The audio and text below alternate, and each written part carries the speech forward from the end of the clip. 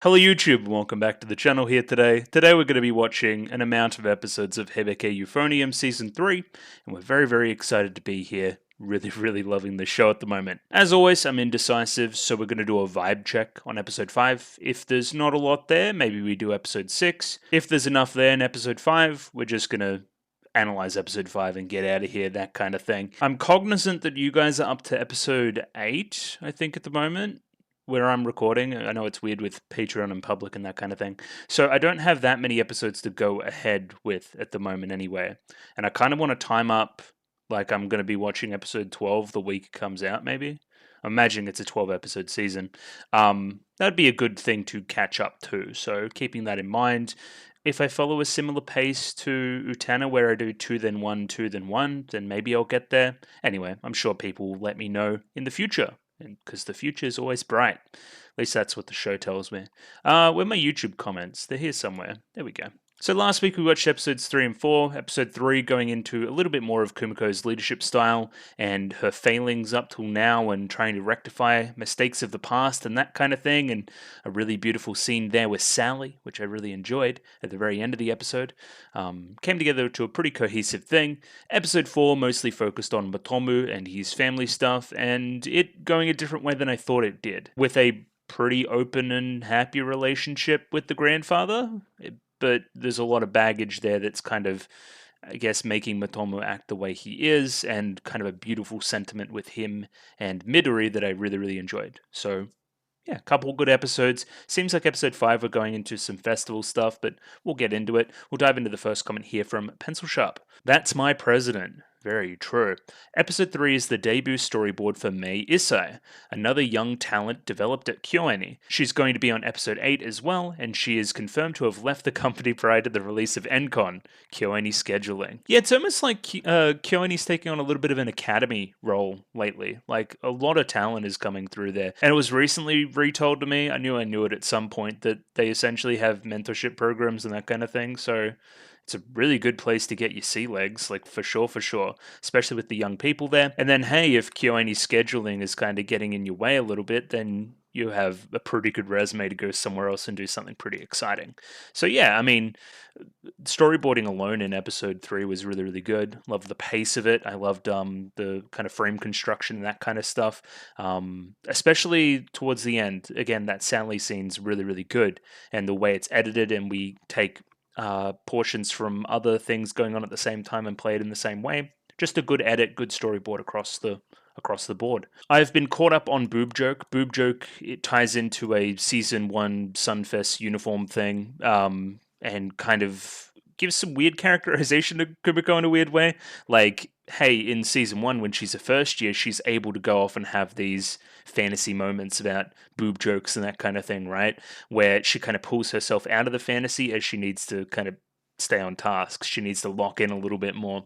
So yeah, there's some characterization to the boob joke that kind of went over my head the first time through. I was interested about this as well. Sari is called Sally by her friends, written differently too, so hence why that's why the sub changed as well, if that makes any sense. She is paralleled with Mizure a bunch, especially if we think about the Suzume-Yuko dynamic in that same relationship, right? Again, I always go back to it. There's a brilliant scene in Liz and the Bluebird where Yuko's just kind of looking straight at, I think it's Mizure, looking straight at her and going like, are you serious right now? Essentially something like that, right?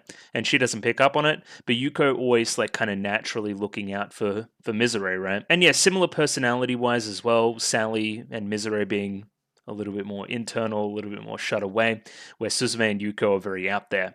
And yeah, that's kind of, it makes a cool dynamic for their duos. I really do enjoy that. But yeah, not entirely like Mizure. I do see some Haruka as well, like empathetic, surprisingly natural leader. Her peers look to her, even if she doesn't always want to accept the responsibility and isn't exactly confident in herself all the time. She does have respect, and that's based on talent, that's based on a number of things, the general vibe, and she'll do well to take the lessons learned here and apply them in the future. It is very fitting that we like bring up like future presidents, vice presidents, that kind of thing in this episode as well. In episode 2, there's something about Sally being very talented, and that ties into the whole Kumiko likes talented people line from the very end as well, which then we're applying Asuka to her as well, so there's quite a bit happening there character-wise. A lot of parallels, a lot of mirrors, that kind of thing. It's a fact in large ensembles, some people will be pushed to where they can't keep up, and some will disengage because they're not being challenged. It's really hard to maintain a level that's good for everybody. There are so many levels of difficulty and intensity. Private instruction is the only way to ensure the right balance. Reina faced a similar issue in NCon, where Kumiko assured her that she wasn't wrong in her leadership. Very true, Reina's a fucking hard ass, and again, she does have limitations though, because in NCon, it took Kumiko to take them aside and actually, like, face them one-on-one, similar to episode 3, to get to the root of the problem. I don't dislike Reina's approach here. It's working broadly, but we just need Kumiko to come back through and iron out any of the gaps, right? Because Reina, across the board, she's doing 90% of the work there. She just needs to come back through Kumiko and do that 10%. Episode 4 and the ED are directed by Takuya Yamamura, the director of Tsurune. That's interesting. Yeah, a very kind of a more masculine vibe to the episode, I'll say that overall, especially with the inclusion of Higuchi, who is apparently straight out of that show. Only ever watched one episode of Tsurune, so I don't know. Taki is revealed to have been drinking milk coffee this whole time. Chuny black coffee equal adult thing? Yeah, okay, sure. I guess this is more the adulthood conversation as well, when kind of Kumiko pans her kind of pans her eyes.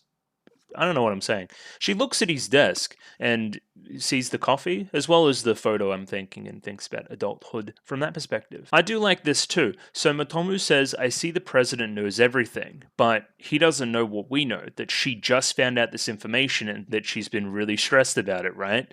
It's a flip in dynamics, right, between senpai kohai or parent child, right? So think about previous in the series, right, where Asuka seemingly knows everything, or Haruka seemingly knows everything, or even Natsuki or Yuko or any of those people, right? Like, they didn't actually know everything. The same way that Taki doesn't know everything. He just gives off that vibe. And I guess kind of almost in a way debunking the specialness narrative to certain people. I'm sure from Motomu's perspective, Kumiko seems quite special at the moment. But again, we, the audience, are seeing every moment of her life, and she doesn't give off that vibe at all. She wants to be, but not all the time. And yeah, so I implied last week that it was potentially kind of coded suicide kind of thing. Not really. I don't think that's the vibe anymore. I'm agreeing more with this. It's more that she got ill. She got sick for some reason, and it wasn't looking good. She was essentially on death's door. Rather than hold on to music, which was something that she loved, that love had gone away based on her club drama experience, right? So she wanted to focus on just the music, stuff that she loved, but the other stuff got in the way, even in the last moments of her life, essentially, right? So that's tragic. That's something that Motomu wants to rectify. That makes sense for his character motivations there. Love and death are the timeless themes of music after all. Apparently Midori said that in season 1, and it came back in a big way in that episode we just saw in episode 4. The contrabass duet is really lovely, so rich and soft. It is quite an evocative performance, especially the placing of the episode, like putting it at the ED. I think that was very effective.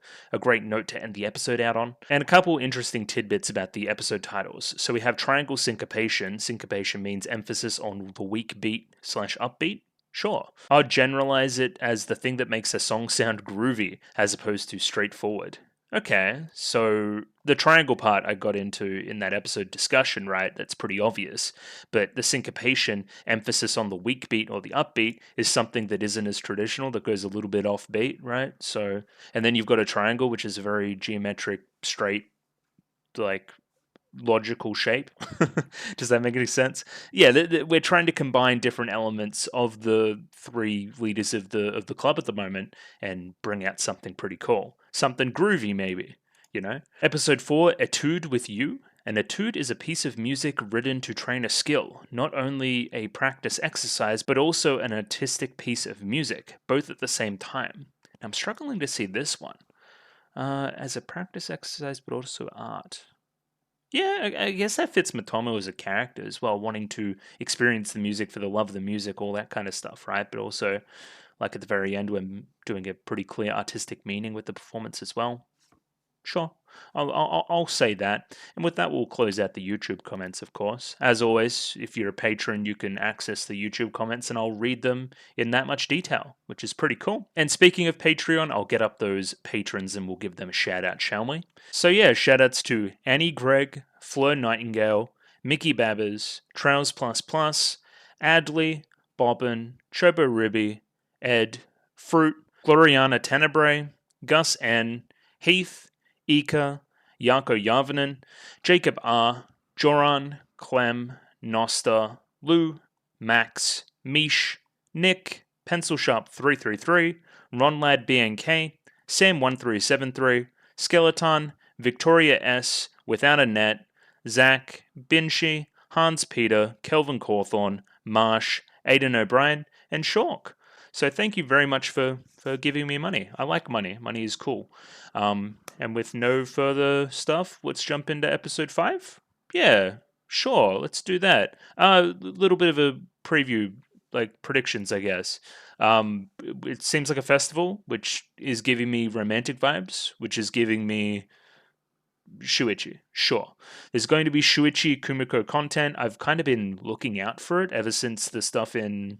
Was it Ancon? No, it was the movie. It was the Chikai no finale is when they had that little smooch, or attempted smooch, let's say. So maybe we'll pick back up on that storyline. There's also obviously the Raina stuff, where they'll probably go to that mountaintop again and we'll reflect Season 1 some more.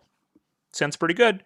Hopefully we get a bunch of side character stuff. I'd love to see what the first years do at a festival. That sounds fun. Kind of letting our hair down a little bit.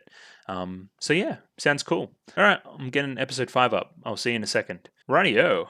I have episode 5 up there ready to go. 24 minutes and 57 seconds on that one, so sync up accordingly. As always, there will be a picture-in-picture version in the description below, and using the subs please version should be very similar to what everybody else has. And I am recording, which is always good as well. Let's just give it a 3, 2, 1. Radio? 3, 2, 1. Go.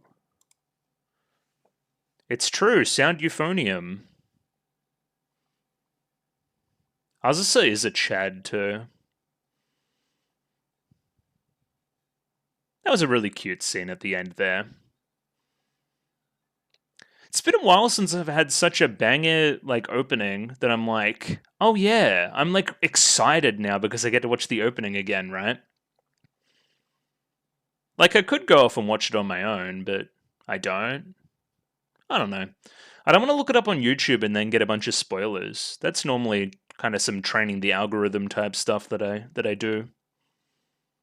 Oh, that's cute. That scene in the opening makes more sense now with Midori Matomu.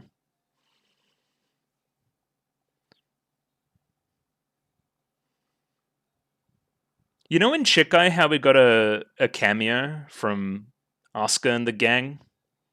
I wouldn't mind that happening again. I kind of want to see the senpai. It's been a while. And we're not going to be doing any singing, but oh my god. It hits on that point in the opening.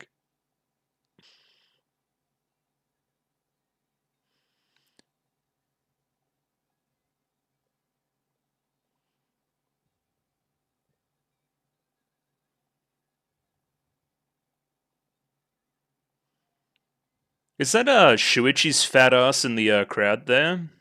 So tall. Yeah, he looks like the tallest there. He's a tall guy. We like tall guys. Those are really well animated fish. Oh. Okay. Couple fish.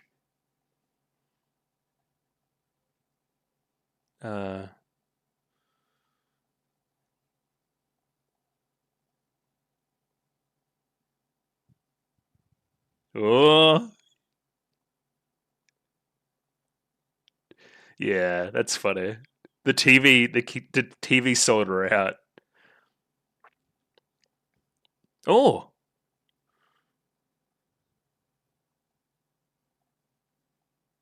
Actual good parenthood? Oh my god. Yo. Alright. Alright. He's completely correct. She does need to think about it. and talk to different people.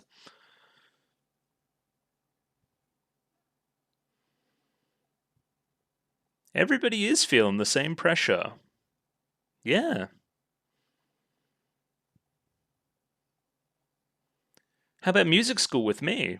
Yeah. Oh, that's good. Okay. It is hard. It's very difficult.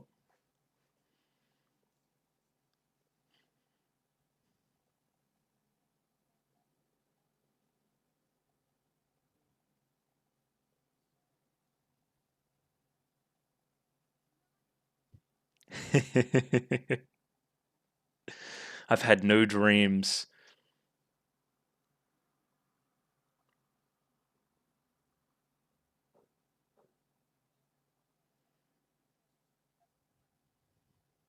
Interesting. This is a really interesting conversation.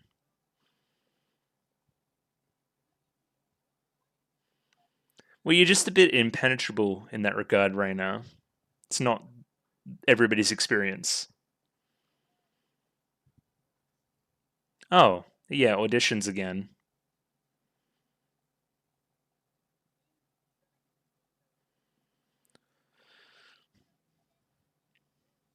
It's true. I know.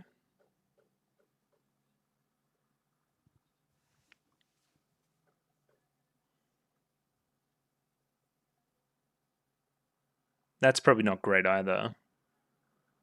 Look at that timeline.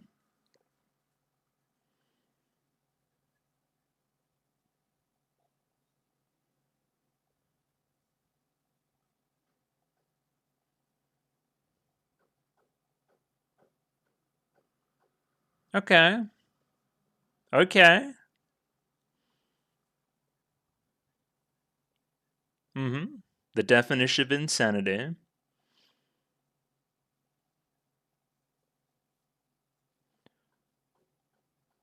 Yeah, let's fuck with them.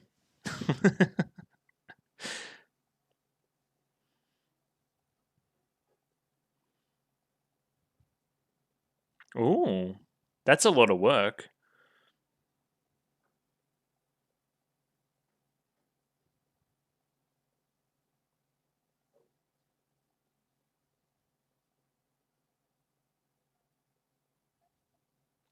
It'll be a lot of work.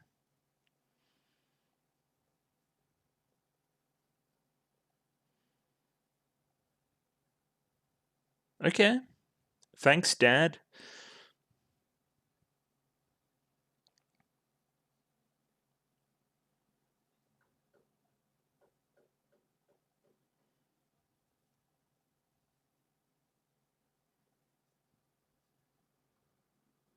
Okay.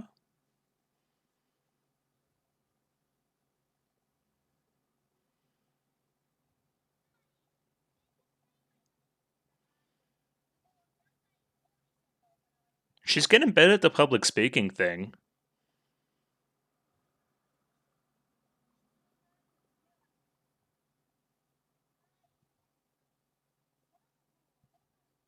Great question.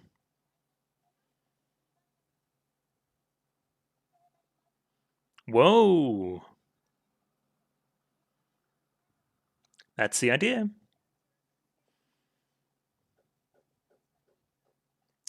Okay.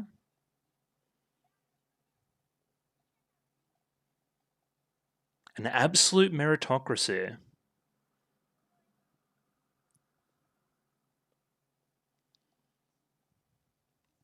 Why do you still not have a uniform?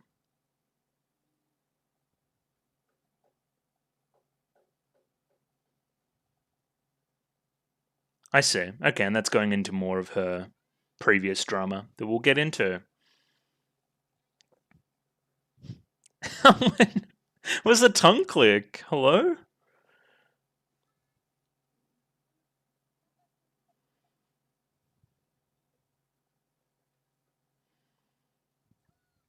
Yep. Beat his ass.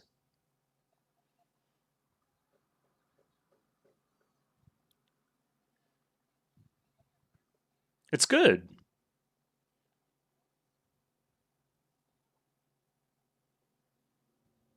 Yeah, talk to me.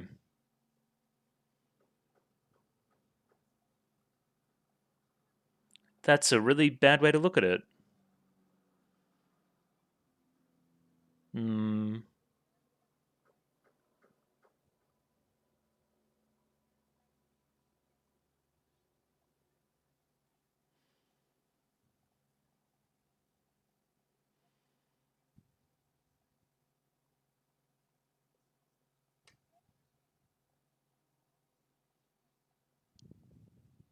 Really love the soundtrack.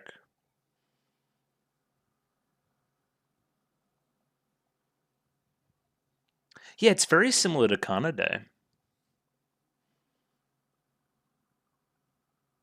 Well, we're clearly setting up something here, and I'll talk about it.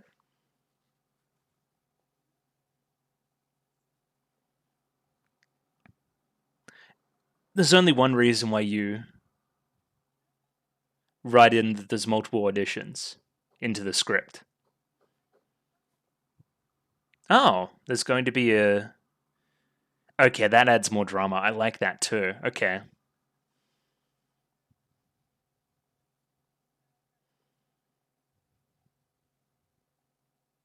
It's easy to say that, especially harder to put that into practice.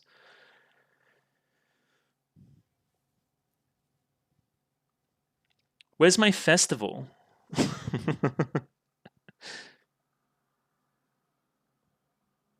Huh? Why are you asking her to the festival? Jump scare. Oh, you're about to get asked out. Oh, no. Never mind. I remember. No, we already dealt with that. That was last episode. Settle down.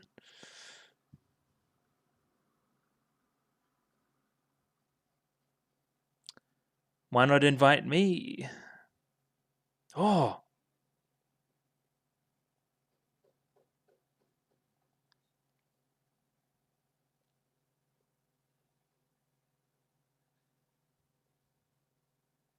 funny. Stop blushing. I'm playing the solo. Is that what that said? Ah! Jump scare. You jump scared me too.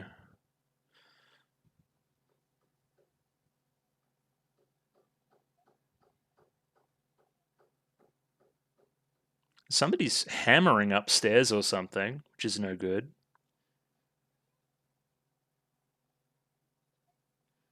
Hmm.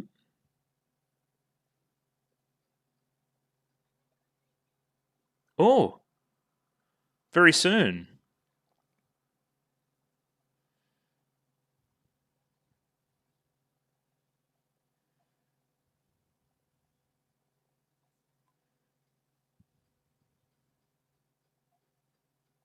Hey, yo.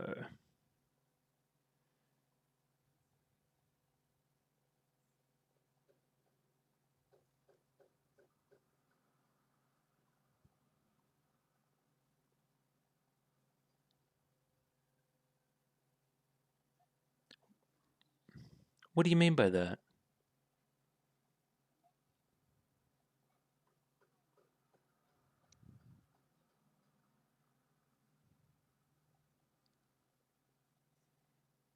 Oh. Oh, it wasn't solo, it was Soli? I don't know what that is.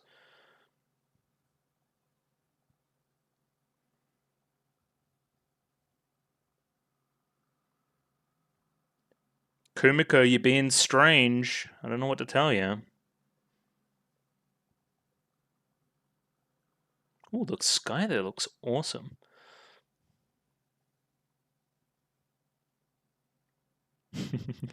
So does the water. The water there looks awesome.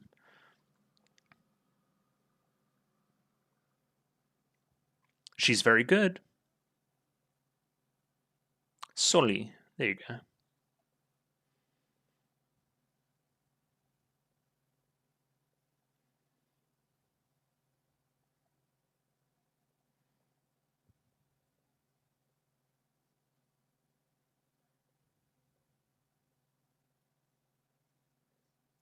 Gotcha.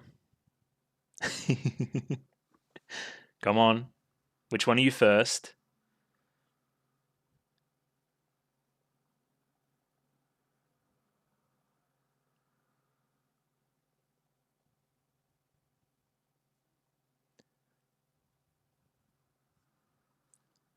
Hey, yo.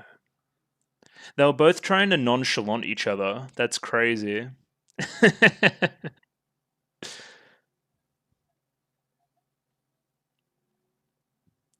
Sorry. We know.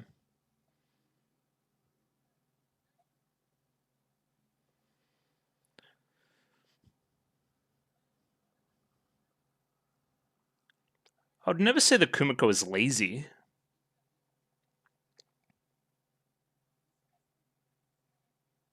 Yes.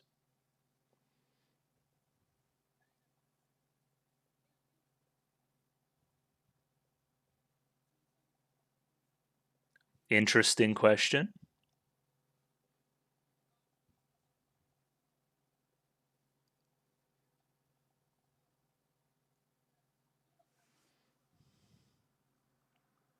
I don't know how it works in Japan. Teaching ain't all that stable. Ah, not stable. It's just, you know.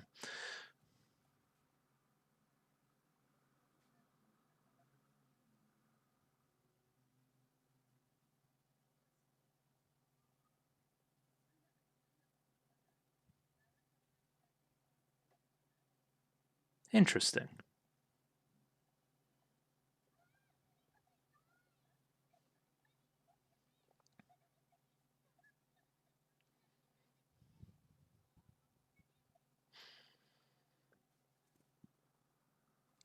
Already have plans?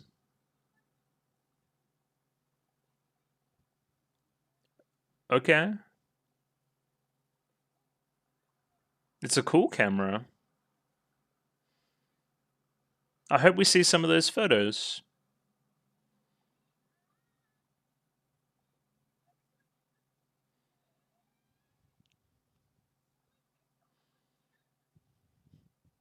I thought it was going to be. Not the Python. Oh no.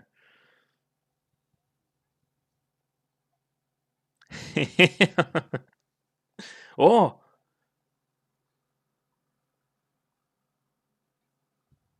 Oh my god, love triangle there too. That's a really fun scene.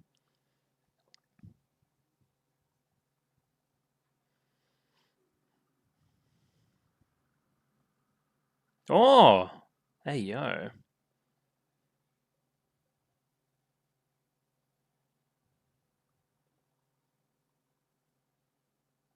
I've already done that 2 times. You know, you two are just gonna, you know, do your thing.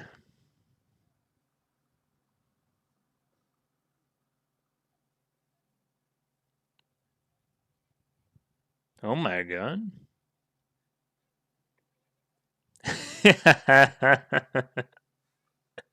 The voice acting there was really good. Yay.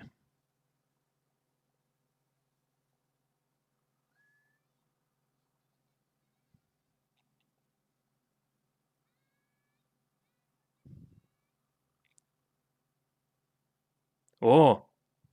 Oh.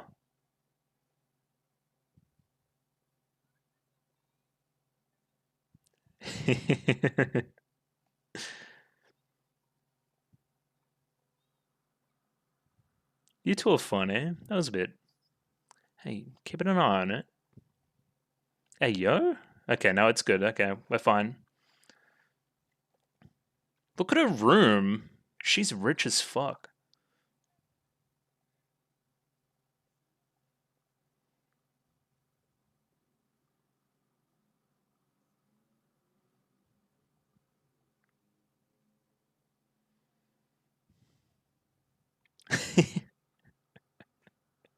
You keep bringing it up.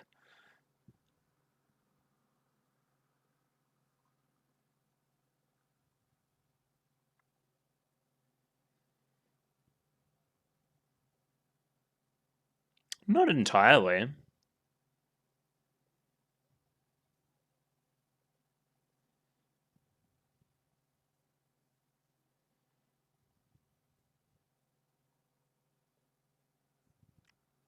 Interesting.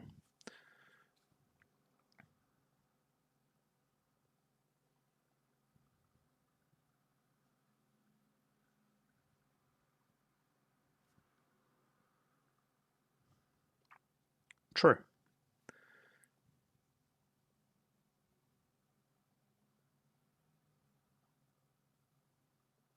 Mature.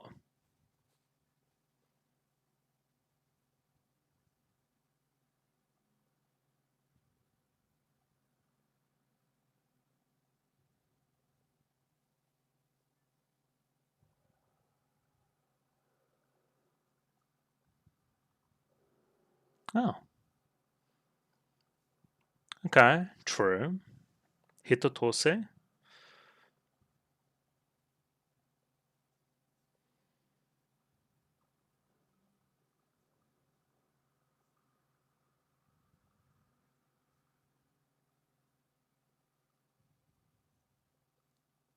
Simple.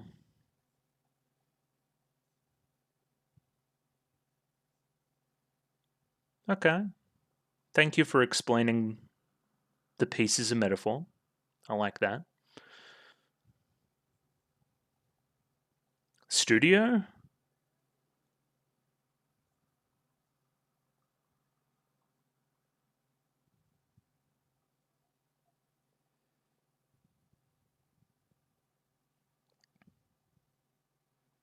Oh, yeah, you know, the studio. What do you mean, the studio? Of course you do. But that's a vote of confidence, though. Where are we in the episode? Oh, never mind. Yeah, still a little bit. I was about to say it feels like we're heading towards the finale of it. I wish we got more festival stuff. Here's a little bit at least. Oh, UFO bench.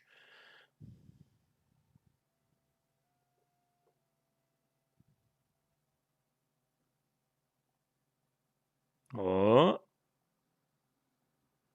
oh, oh, hello.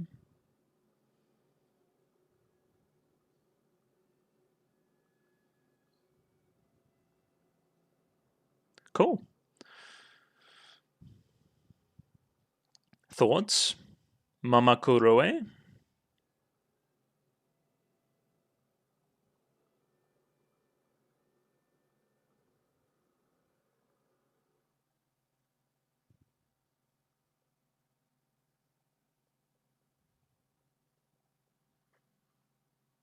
All right. Any grand revelation? We knew that. Okay. We'll talk about the audition structure, folks.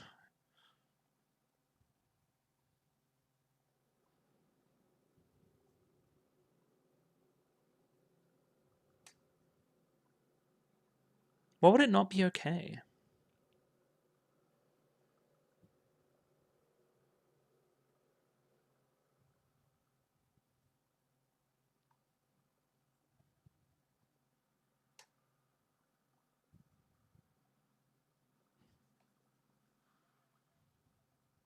Part of it.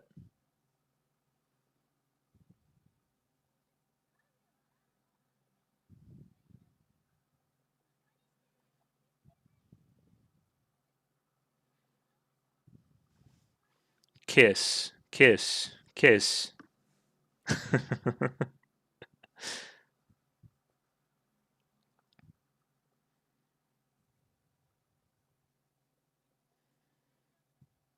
Okay.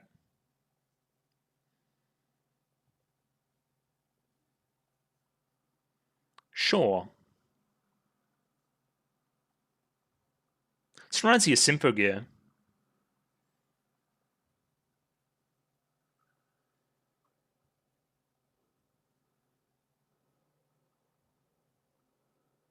Well, there's still time. Come on.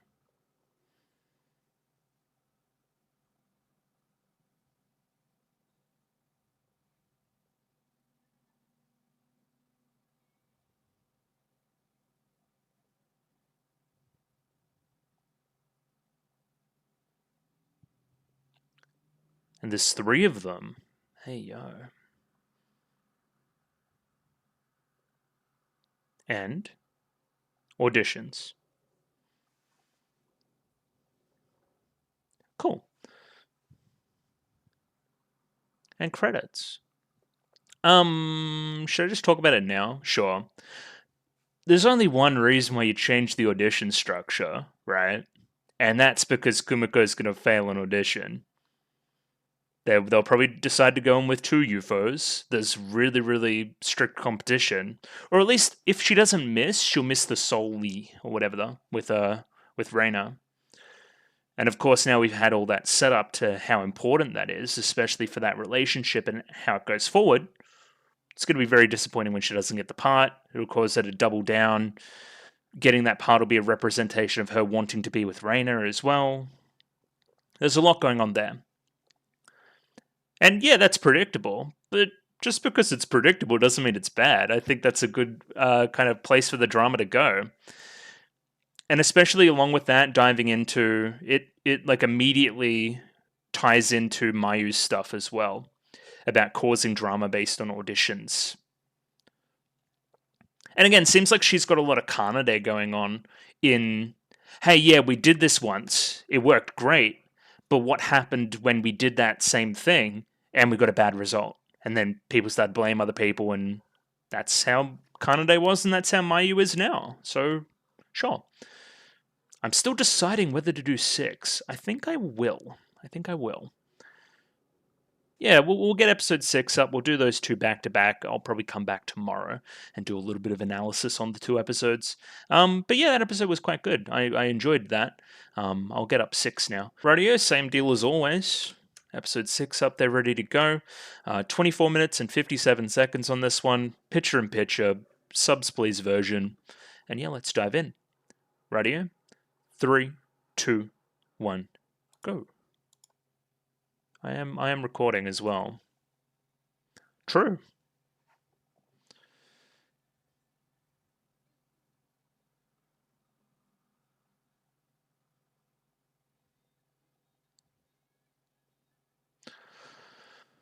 Yeah, seems like we're doing auditions this episode. Again, there's the 3 stages, right? There's the Kyoto competition into the whatever the regional one is. Kansai, yeah, Kansai competition, and then the nationals, of course, with an audition for each one. So 3 chances. You'd think we're going to nationals. It'd be really weird for us to lose at Kansai or something. Especially with this being the last season. Is it the last season? I'm imagining it's the last season.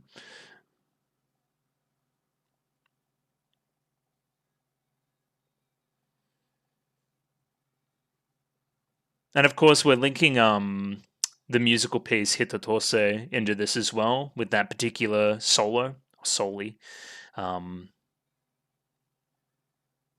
the idea of complexity versus simplicity, and doing what comes natural. Yeah, there's quite a bit there to dive into. Again, because I'm a slice of life fiend, I'm always looking for more festival stuff. I wish we had more festival stuff. The small stuff we got was good. And yeah, we're definitely doing a Kanade Matomu thing.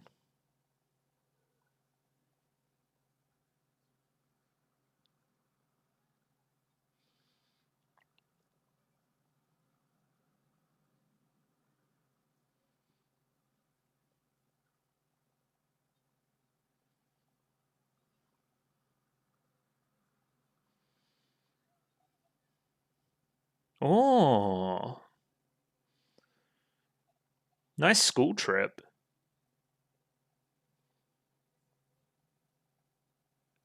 Take a photo of the photo.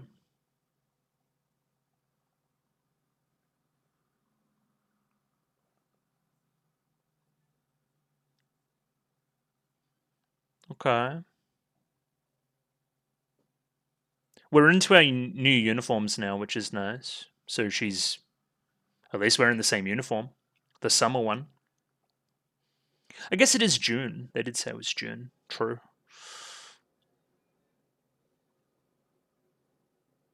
What? Sorry.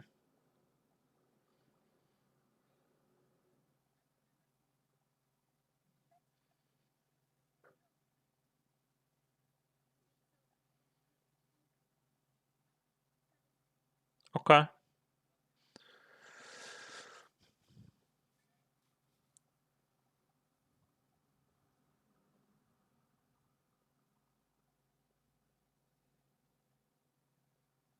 What?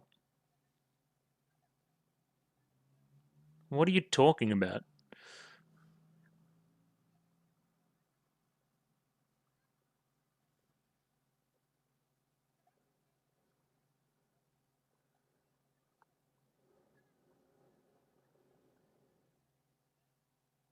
Okay. Actual good, like, senpai stuff? From Sachan?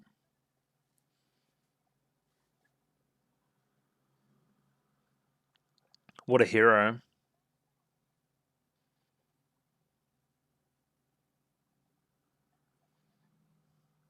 I will. Thanks, Mama Kuroe. Okay. Sounding good. Oh. I thought it sounded good.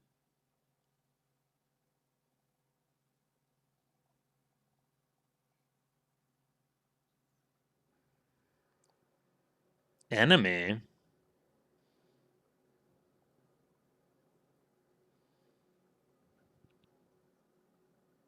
Oh my god.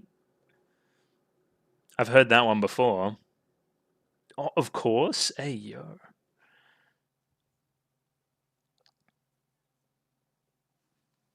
No. An absolute meritocracy doesn't work like that.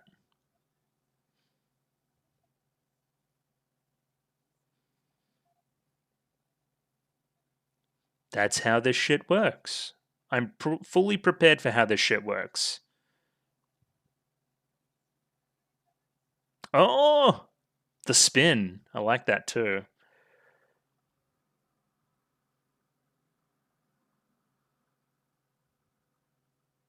But it's true. I would smoke both of you.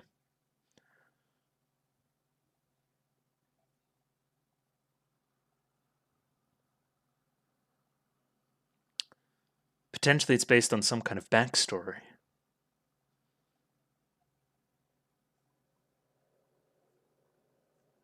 Why?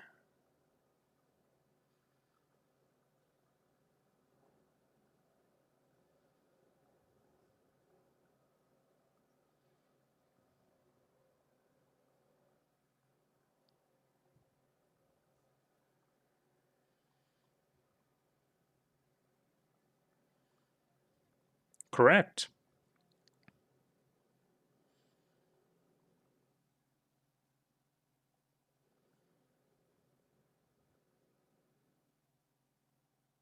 It's not about pleasing other people.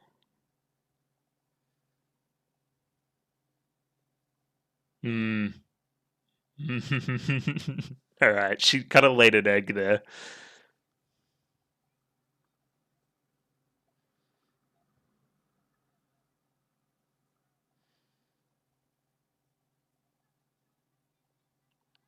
You don't sound very confident.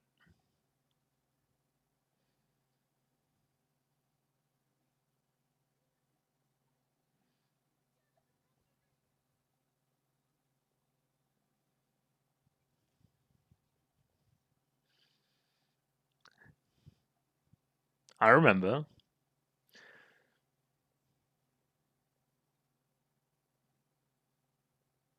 Somebody else was furious, though. Natsuki was furious. And she was vice president. Very similar situation.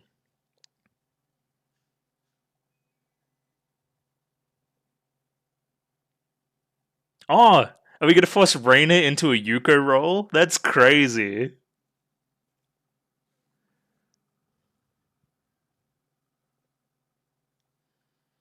I'm listening.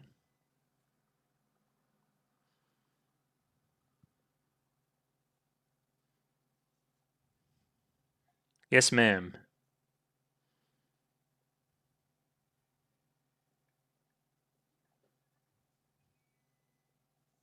Reina would punch someone in the back of the head if it would make the concert band better.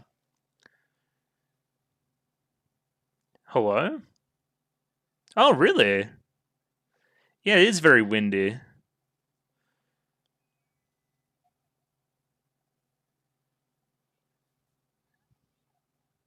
Yeah, we only really waved at each other. I'm surprised to see you again, actually.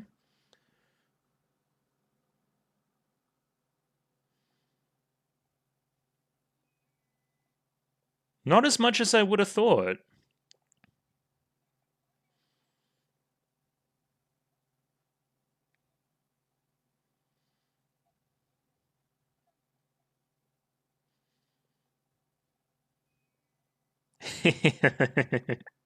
She is.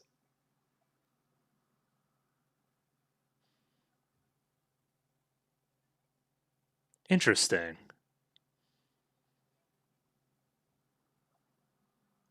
There's lots of things you can do at music school other than performing.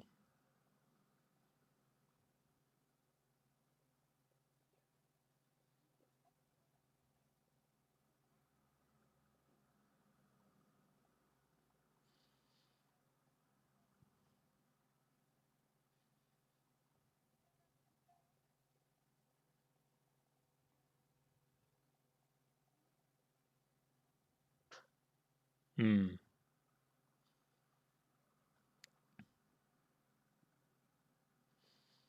If only there was some career choice that could combine music with something else I'm passionate about. Maybe.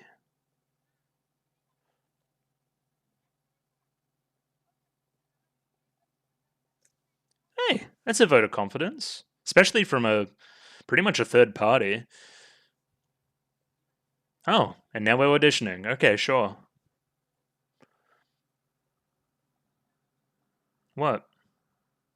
Oh, head up, Suzume. Does everyone get to hear other people's auditions? Yeah, I guess they kind of do through the, you know.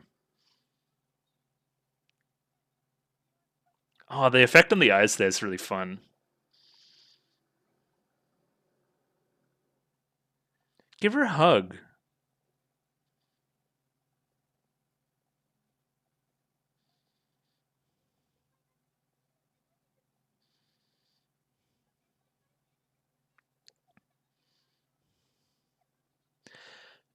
Not guaranteed. Not guaranteed.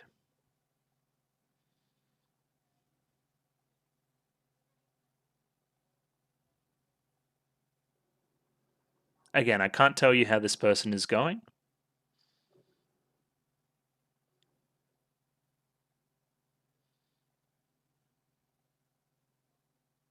Ooh.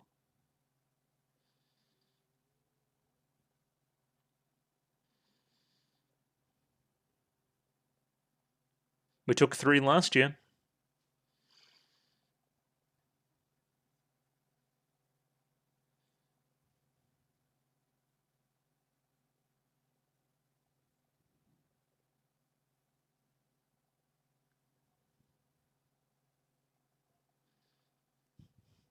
Kanede's so funny. I always think like she's shading other people, like all the time.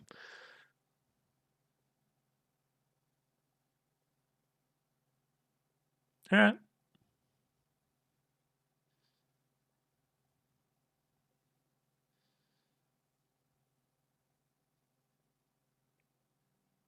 Yeah, it'd be funny if she did.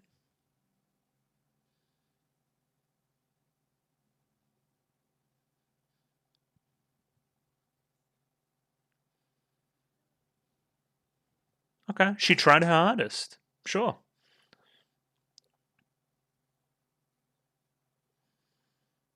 It feels good to try hard too.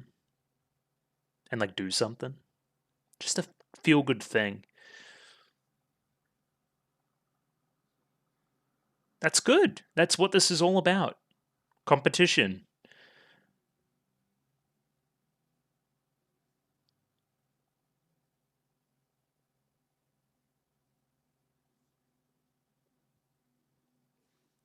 But not your last audition.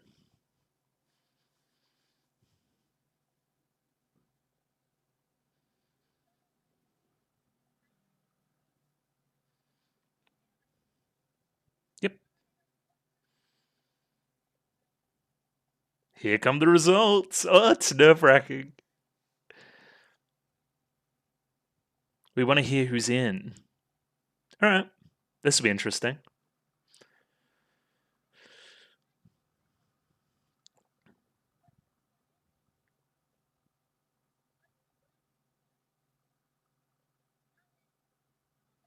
Really? Oh my god. She made it. Oh, our guy made it. Yes. Oh. Okay, alright. Alright. We did it, chat. No. Alright. But we did it, chat room. Everybody's in. Oh, yo, that's good too. Let's go. We made it, gang. Oh. Oh, no.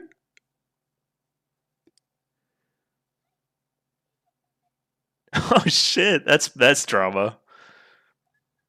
Yeah. Matomu? Matomu? Did Matomu make it? Yeah, I'm very happy for you. Oh, that's cute. That's adorable.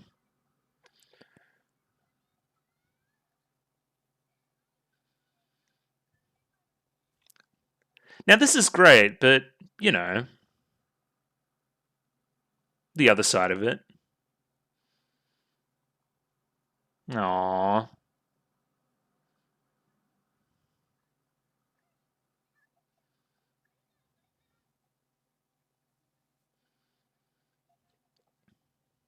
Oh, did she get it? I didn't even realize.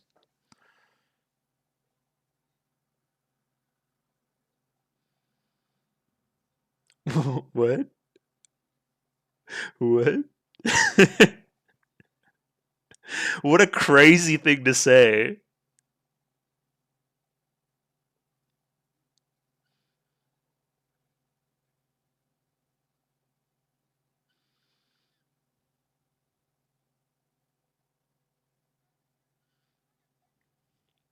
Yeah, give her a hug. Quickly. That's a bad. No. Aspire to play. Yes. I always have a moment.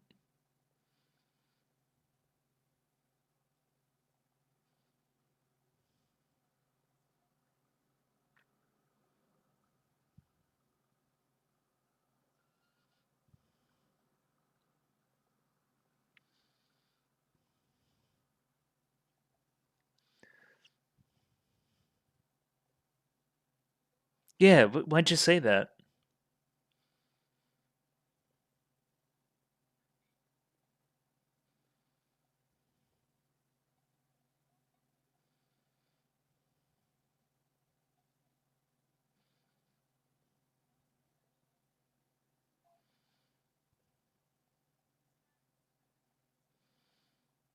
Yeah.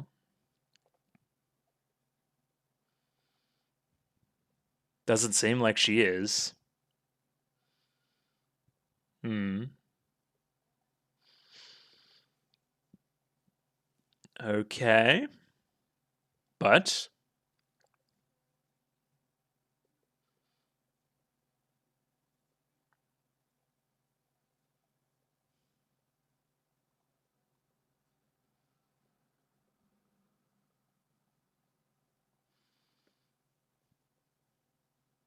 you brought it to my attention.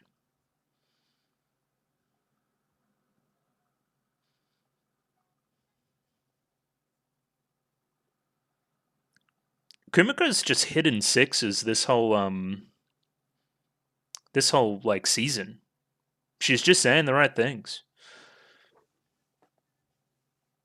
Sometimes. Start of this episode, not really.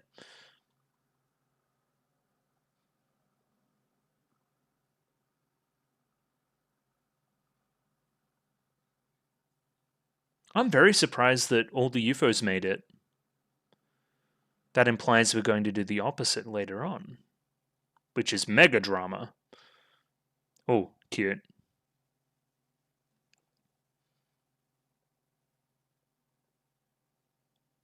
Thank you, Oscar. You bespectacled beauty. I don't know. I was trying to come up with another B.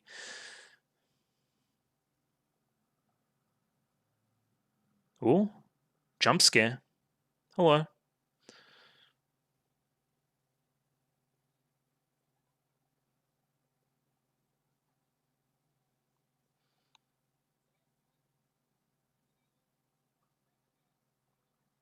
Pretty, you reckon? It's the Oscar piece.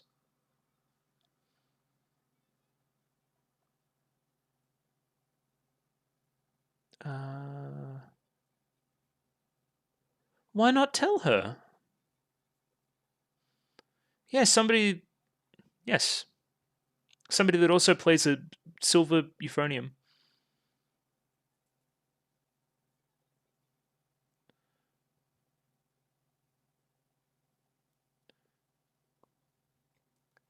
Yeah. Interesting. Especially with regards to Oscar?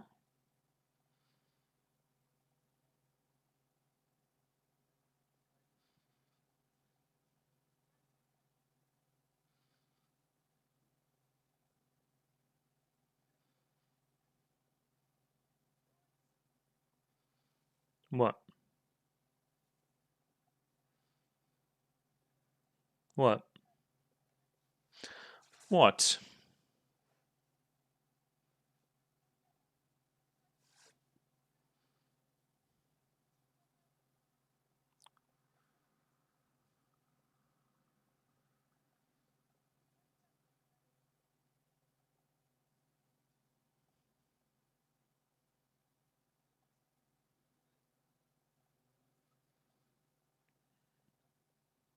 What do you mean?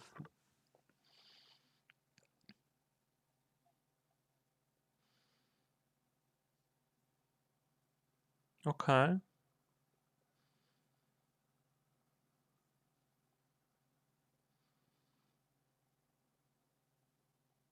Okay. Worse in isolation, better as a group.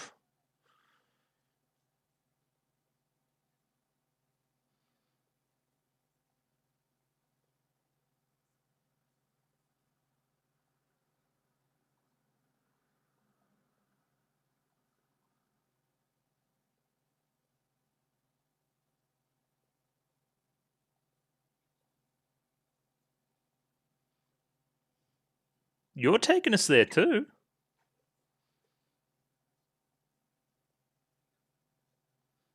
Yeah. You're a huge part of this.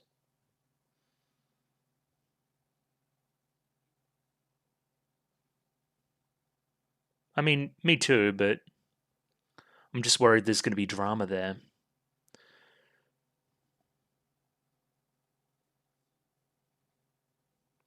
Music school?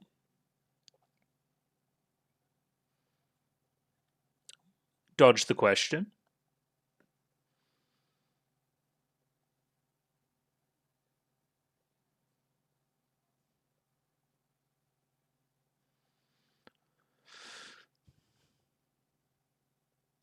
Broadcast contest? What was that? Yeah, we get to play together.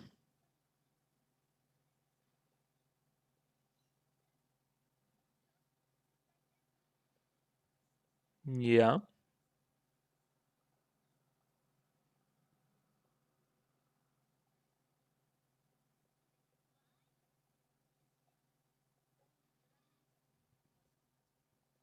Buddies, you say?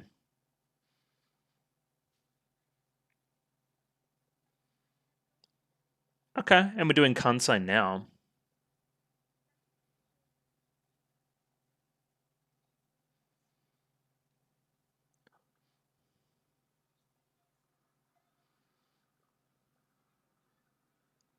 True. Really? We're doing it now. I was expecting a next piece begin. What was this? Oh, Kitouji Faito. Okay, she sounds pretty into it. Sure. Oh, and there it is. So next week will be a performance, it will. Okay, sure. Looking forward to it. I'm really unsure what to make of that episode. It did not go the directions I thought it would at all, and I think that's also partly by design.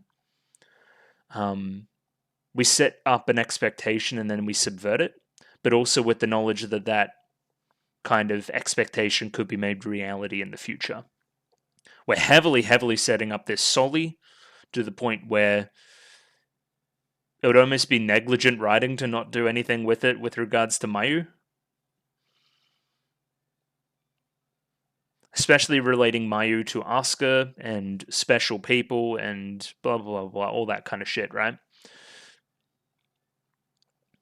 Was it this episode, the conversation with Azusa as well, by the river? I thought that was quite interesting as well. And I just guess over the two episodes, the conversation of university in general and going with the flow without going in, instead of going in with the plan, right? Like where that is very similar to what Kumiko was doing before, just going with the flow, would just be going to like a normal university and getting a normal job and blah, blah, blah, blah, blah. What does she actually want? And what can she do to achieve that? If it's music, it doesn't necessarily have to be performance. And a lot of the season stuff coming through too, obviously. So yeah, I'll return tomorrow with some analysis on the two episodes. But yeah, you know, unsure about the second one. I really am. I wonder what I'll see on the run back through, because in previous seasons we've set up to drama points at auditions, right? Like a lot. We've done that over 2 years now. So not having a ton of drama coming out of it is an interesting direction. So we'll see. We will see what kind of pans out from all of this. But yeah, I'll see you tomorrow for some analysis. And we're back. And I guess I should explain the circumstances. My shift got moved around today, so the only time I now have to record this segment is at 8:30 at night. Very cool, very happy to be here. Just slammed the Red Bull, feeling great. So now we're going to talk about Hibike Euphonium for, I don't know, 90 minutes or so, something like that. And yeah, we finished episodes 5 and 6 yesterday. And what did we find out? In episode 6, still unsure. I'm still unsure about what we did there. Where episode 5 was a bit more of a straightforward, I guess, play off of a lot of the festival stuff we've had in the series thus far. But yes, episode 6 will be more of the focus, because that's where more of the direction of the actual rest of the show lies, I feel. Not to say that episode 5 isn't important. There is some really important stuff here, especially reinforcing that season's theme as well, and the kind of relationship between Kumiko and Reina. But yeah, 6 will be bulk of the discussion if I was to plan it out ahead of time. But I haven't. I'm just going to ramble at you for a bit. Like these fish. These fish are worthy of analysis. I'll probably watch the episode once through again before I say anything, because I think they bookend the episode, if I'm going to be honest. No, maybe a little bit before that. We drop another fish off somewhere. Maybe it's the start of the next episode that we drop a fish off. No, it's there. Okay, yeah, now definitely bookends the episodes and we add a third fish. But yeah, we'll talk about that at the very end, of course. First, we've got to talk about the fastest redemption arc of all time from Kumiko's father. So the story about the two fish is that a co-worker from work gave them to him. He's enjoying a nice glass of whiskey as well. And yeah, so he can't really just throw them out or anything, so now he's kind of obligated to take care of them. So already the fish are kind of versatile, because I was thinking it was more related to Kumiko overall, and it still might be, but hey, here's two fish, two children, two daughters that I have, something like that. That could be in there as well. But again, more notably, counting years. So year 1, year 2, year 3, 1 fish, 2 fish, 3 fish from the 3 festivals that we've done. So there's some really good character stuff here. So the guy on the TV says, like, they're like interviewing him, and it's like, hey, how'd you get into this? What was your start? Blah, blah, blah, blah, blah. And there's a jump from Kumiko when they mention, you know, how did you get your start? What made you want to get into it? All that kind of like stuff that she's going through at the moment, right? Notices that the dad is watching too, hopes that he doesn't pick up on it and ask her about the same thing, quickly decides to like exit the room. Like tries nonchalant, or even the look back there, to get out of there without having this conversation occurring. Sheepishly gets caught, and then the dad asks what she's going to do after high school. And yeah, here's the redemption arc, right? He is not doomed to make the same mistakes again. He did have a previous daughter, Kumiko's older sister, whose name is escaping me for some reason. It's late, will give me that one. Who felt like she was forced into going down a certain path when she truly didn't want to, and now I think she's going into beauty to be a beautician, something like that, which is way more her speed, something that she really enjoys doing. Now, he's not doing the same mistake again, not forcing her to do anything, making sure that that's well known to Kumiko as well. That's great, she gets to pick whatever she wants, the world is her oyster. But that's the other problem as well. I'm sure everybody has gone through this at some point, unless they're still in high school, which I guess you could be, I guess.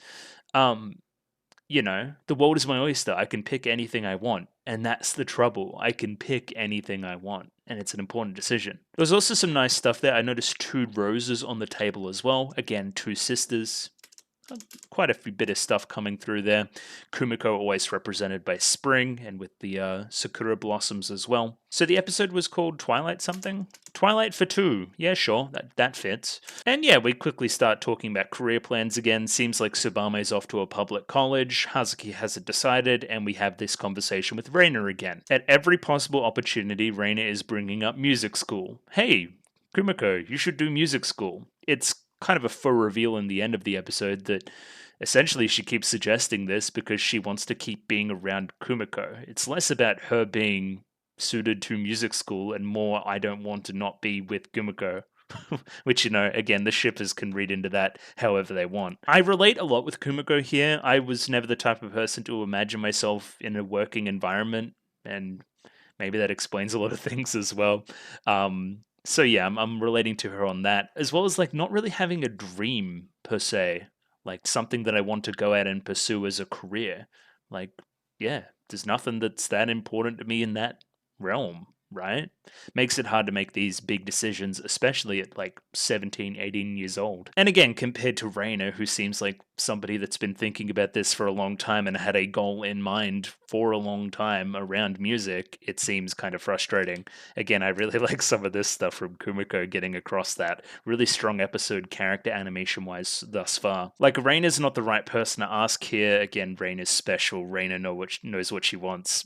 Not the type of person you're going to get the Kumiko type answers from in this particular circumstance. Yeah, really good voice acting there too. They start discussing like auditions, and I really like this right from Kumiko. She's like, oh, like she didn't really think about auditions up till now. She had her mind on other things, constantly surprised, that kind of thing. And yeah, its function in the narrative here, at least for now, is to take Kumiko's mind immediately off what we were just talking about with careers. She's now completely focused on the auditions, again, putting off this decision further down the line. Now, again, I'm going to sound like a broken record here, but if she did want to do music school, it doesn't mean that she needs to perform at music school. There is another career that is close by that could involve music and going to music school, not for performance, but for teaching.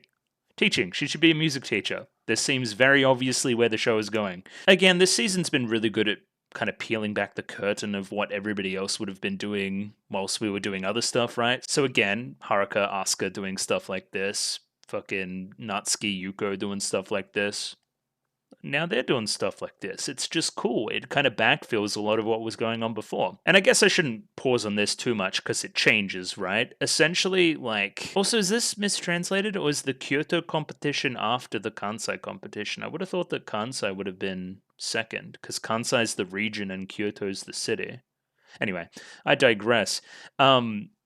The decision that's made here is to have 3 sets of auditions for the 3 stages of the competition. We will audition once for Kyoto, once for Kansai, and once for Nationals, right? Oh, Japan, of course. This is very funny. They read right to left, of course. So yeah, they do have it in the correct order there, which is nice. Because then Nationals is over here. Of course, like, if I read the top, I would have gotten that immediately. That's great. So we get to discussing the auditions, and we're kind of caught between a rock and a hard place of doing them too early or too late and trying to fit it in exams and all that kind of stuff. Do we want people, I guess, not getting their auditions done? Does this make any sense? Like, getting their auditions done and through, not making it, and then stopping trying and distracting other people and that kind of thing. That would be bad. That's why it's an argument to delay it. And then, hey, we need to try new ideas if we want to progress further this time. And lo and behold, Mayu actually said that Seira holds an audition for each competition. So we should do a similar thing, right? And yeah, that rectifies our main issue of like keeping the club members focused, but it is a lot of extra work. I'm happy that Taki was able to kind of take on that load because so again, it would be a lot of work. And I'll just talk about it here, and I've said it before yesterday. The only reason you do this is for drama. We've had one audition. That doesn't mean something fucky won't happen at this audition based on the events of this competition, right? And that doesn't mean something fucky won't happen at this audition based on the events of this competition and the kind of month over this period. We will see, but there is drama to be had here, mostly involving the euphoniums, from what I can see. Paring back the euphoniums to only 2 instead of the 3, maybe something doesn't go quite correctly at this competition. I'm worried for Kumiko and her position in the soli, which seems like an important... It's essentially the solo of this song, right? This year. Like, where, hey, Reina had her trumpet solo in year 1, all well and good. Mizure had her oboe thing in Liz and the Bluebird and obviously Chikai no Finale. And now, hey, we're going to center this around Reina and Kumiko. Or Reina and Mayu Kuroe. I think her position will be threatened somewhat, and it'll be interesting to see both her reaction and Reina's reaction to that. That's cute. Taki's almost doing a Kumiko here, right? Like, Shuichi is concerned about the amount of work that he's doing, and then he's like, well, that's kind of for me to decide, right? You're going to have your own burdens based on this. Let me do my part. You do your part. Again, showing some of these leadership qualities that Kumiko now replicates in her own kind of presidency. It's pretty cool. Immediately, Kanade is the one to bring up soloists and changing solos each time. The only reason you bring this up is if it is something that's going to happen, right? I do like this as character progress for Kanade. She immediately agrees to the fact that Kitauji is an absolute meritocracy. That is something that was relevant to her in Chikai no Finale, right? The audition process, a junior taking precedence over a senior and that causing drama, that being kind of linked into your backstory. And now, in a very similar way, we have this character here that just meekly put up their hand right there, the one that's very, very obviously telegraphed different from the rest, is really unsure about this new stuff, about an absolute meritocracy, about certain people getting picked over other certain people that are also very popular, like Kumiko. She doesn't want to rock the boat, she doesn't want the drama. Again, us, the audience, and most of the club members are rock solid on this. We've seen the show before. We've seen this song and dance with Yuko, like in the first season. And in the second season with Kanade, we know how this works. You pick the best people, and it works out in the end. Obviously, you have different experiences with that, and that's where the drama lies. I don't know, and on a completely different note, we have Suzume clicking her tongue, and I thought that was amazing. I thought that was very cute. The dynamic continues with these two. These two say some stupid shit, and then you laugh. I like the first years, they're cute. Oh, and fucking Midori puts on the glasses to tell them about the competitions, goes into another like tutorial segment. Fantastic, playing that Asuka role. We have a small piece of characterization here for Motomu as well. Apparently there is contrabass solos, and he's gonna elect not to go for them before getting head chopped by Hazuki, right? Who tells him to be ambitious, right? That's the whole thing behind this entire thing. Everybody should be shooting for the top, and that absolute competition breeds the best results. That's what we've learnt in the club up till now. That's what we will apply. From the head chop scene, we then cut back to Kumiko and Mayu talking through some stuff, right? the absolute meritocracy nature of it. We're not giving precedence to anybody that's been here longer or more popular. We compete with the best team. That's what we do.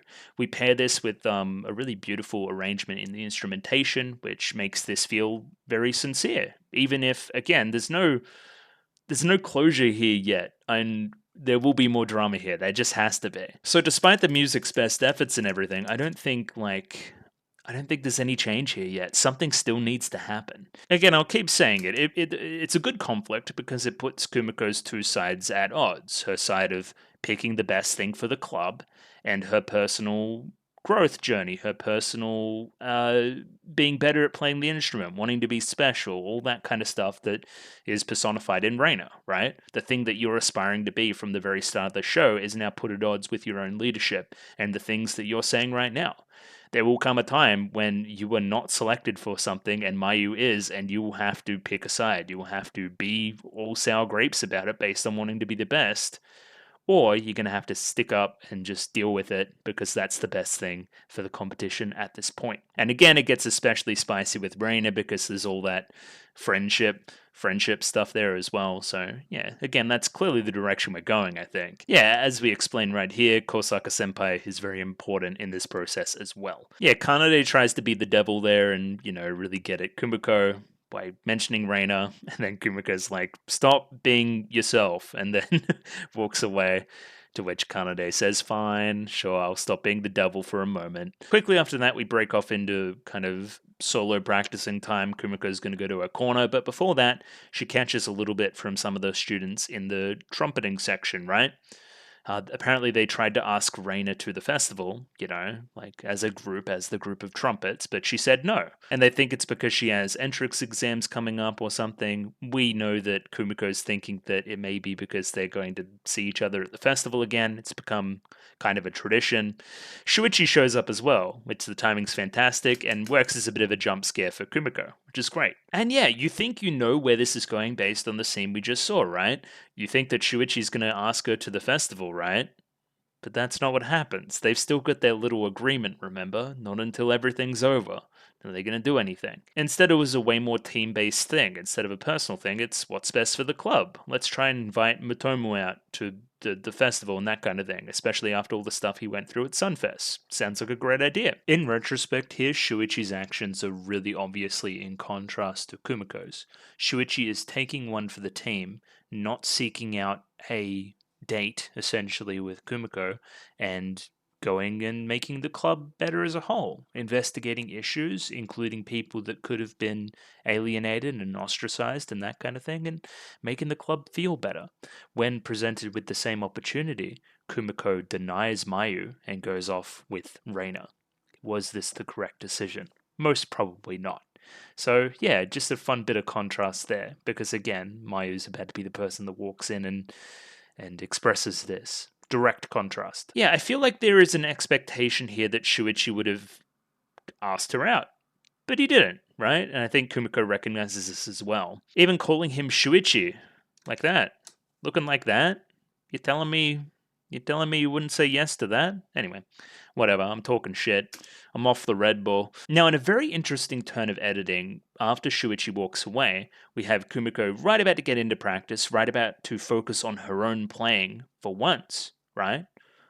And she gets interrupted by Mayu, right? And it's framed like a jump scare. It's framed like something bad, impending doom, something that should be treated with a bit of caution, put it that way.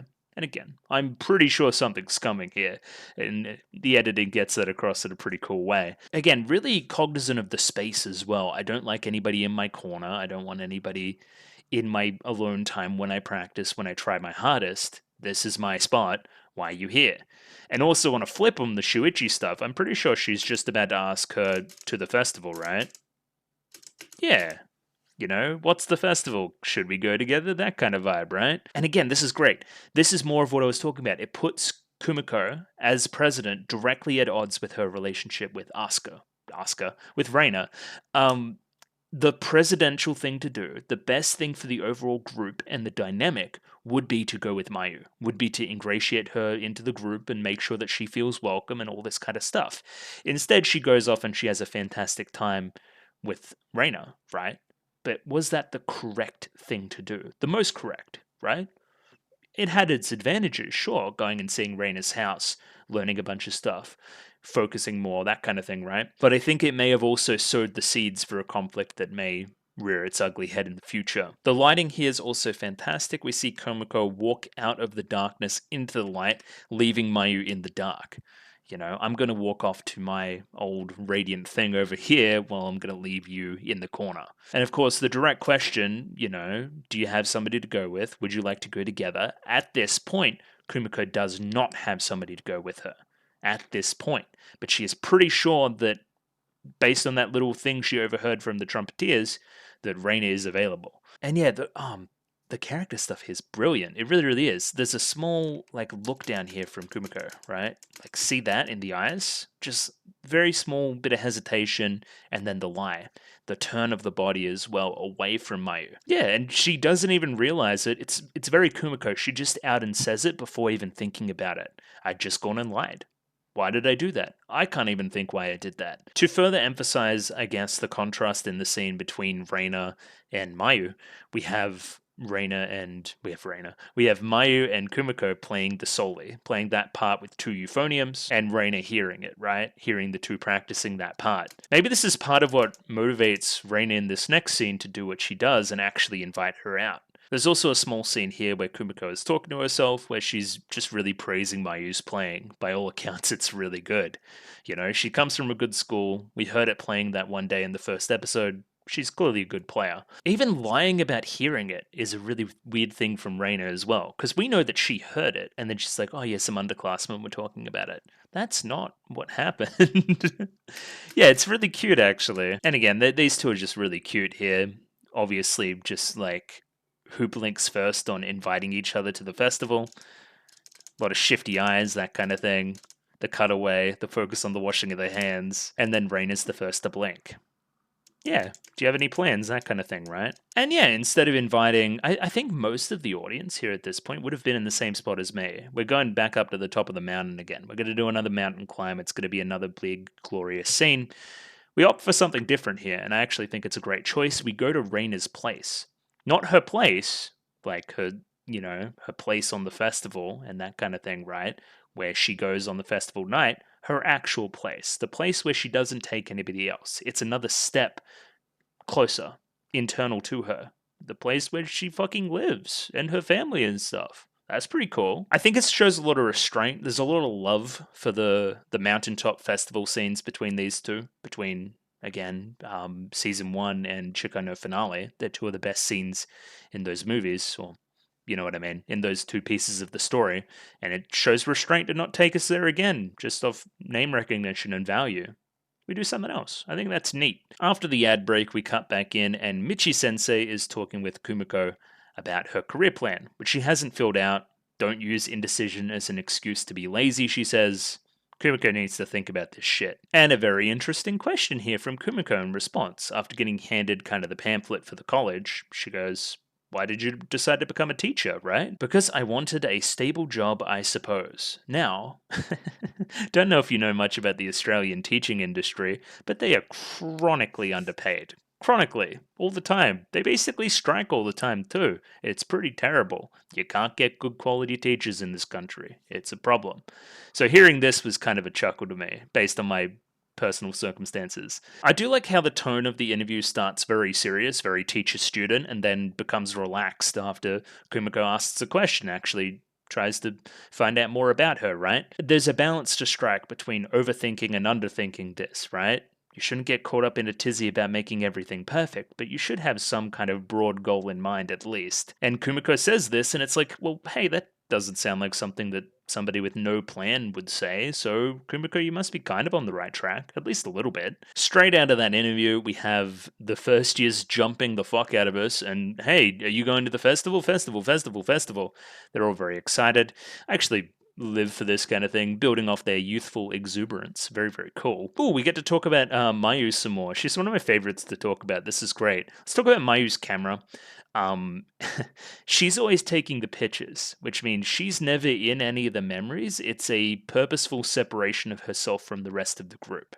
And we say this more explicitly later on, but Look what she's doing right now. She isn't involving herself in the conversation. Instead, she's just taking candid shots. It's like she's paid to be there instead of part of the gang. And we need to change that. Kumiko needs to realize the signs here and change something about this. She does not. She will in the future. This is a mistake that she is making currently. Either way, Kumiko denies coming to the festival with the rest of the group because she already has plans. And of course, the first years are onto her with regards to Shuichi, to which they ask, and then it's like, well, fuck no, not Shuichi, my other partner. Of course. And then they ask Motomu to go, but sorry, I'm already going with the vice president and some other guys. To which Kanade is surprised and comments on it, and in a kind of deprecating way. Do you want to come too? Oh, and then they're flirting. Oh my god. Yeah, these two are so into each other. It's crazy. Oh my god. But I do like there's a little triangle here too, because you're in love with Ririka. Oh my god, I figured it all out. So yeah, I don't know. You can. I entertain myself. That's sometimes enough. And then yeah, Agata Matsuri. We have cute Kumiko. Hello, Kumiko. Hello, cute Reina. There she is too. Again, it's very obvious on the rewatch here that the mistake Kumiko's making, right? There's clearly group drama happening, and she's just like, oh yeah, I'll go off to Reina's house. No, don't do that. Oh yeah, and the Discord kind of pipped me off here. The sub here says Austria. She actually says Australia. That's where Reina's father is at the moment. So, shoutouts to Australia. That's where I am right now. Very, very cool. Australia. Very true. There's some cute slice of life elements here too. I like how nervous Kumiko is about finally being at Reina's place and the mother being super polite and the place being huge and, just some background characterization stuff that's really fun. My major criticism for the episode is there isn't enough of this overall. Just hanging out at the festival type stuff. I live for it. I live for this slice of life. So, I could have used more of it, but that's neither here nor there. I do like, again, I keep talking about Kumiko, but her switching into almost a first year role upon going back to Reina's house, right?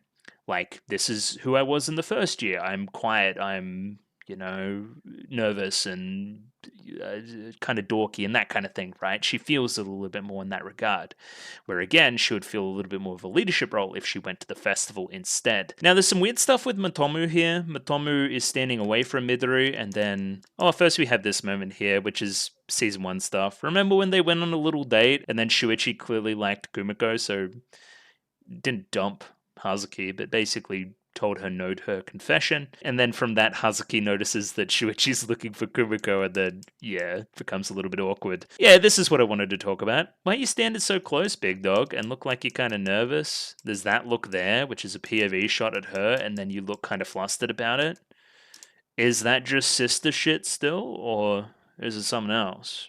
I don't know, keeping an eye on it. Of course, as well, we have Mayu, who's the one taking the picture, separating herself from everybody else. That's her hand there. Very cool. Shoutouts to the backgrounds again, of course. There's lots of fun characterization details in Reina's bedroom. Really fun looking Kumiko there too. I like the little trumpet with the little rabbit with the trumpet. I've noticed a little bit of associating Reina with nighttime as well. So then rabbit into moon into playing trumpet. That's something. It's a cool background detail. That just as well, the level of detail's high.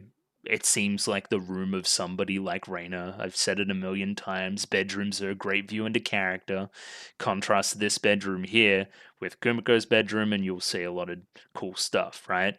I can't imagine Reina sleeping in and looking weird sleeping in this bed. She sleeps like a vampire in this bed, I'm sure of it. They get to talking about the major conflict of the episode, which is Kumiko's decision at the end of the year.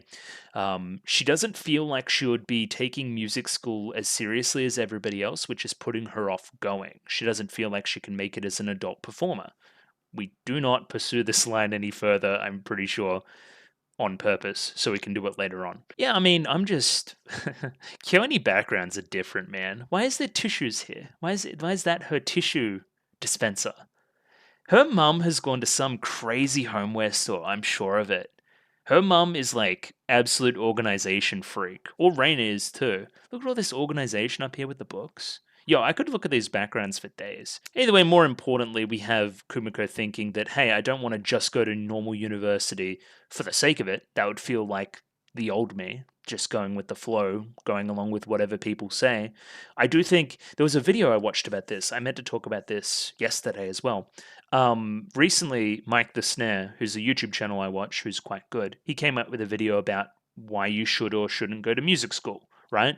And I think that this is very evocative to this point. And basically, the consensus of the video is like, hey, you can get into music without school, but school is helpful, mainly less because of all the theory you learn, but more the people you meet and the connections you make. It's very, very good for that kind of thing. But also, it costs a lot of money, especially in America. So, but one of the guests, I believe, said, like, it's most important to go to music school with a goal in mind. Don't just go because it's something to do. Same with normal university. That's what you should do. You should go with a goal in mind of what you want out of the degree.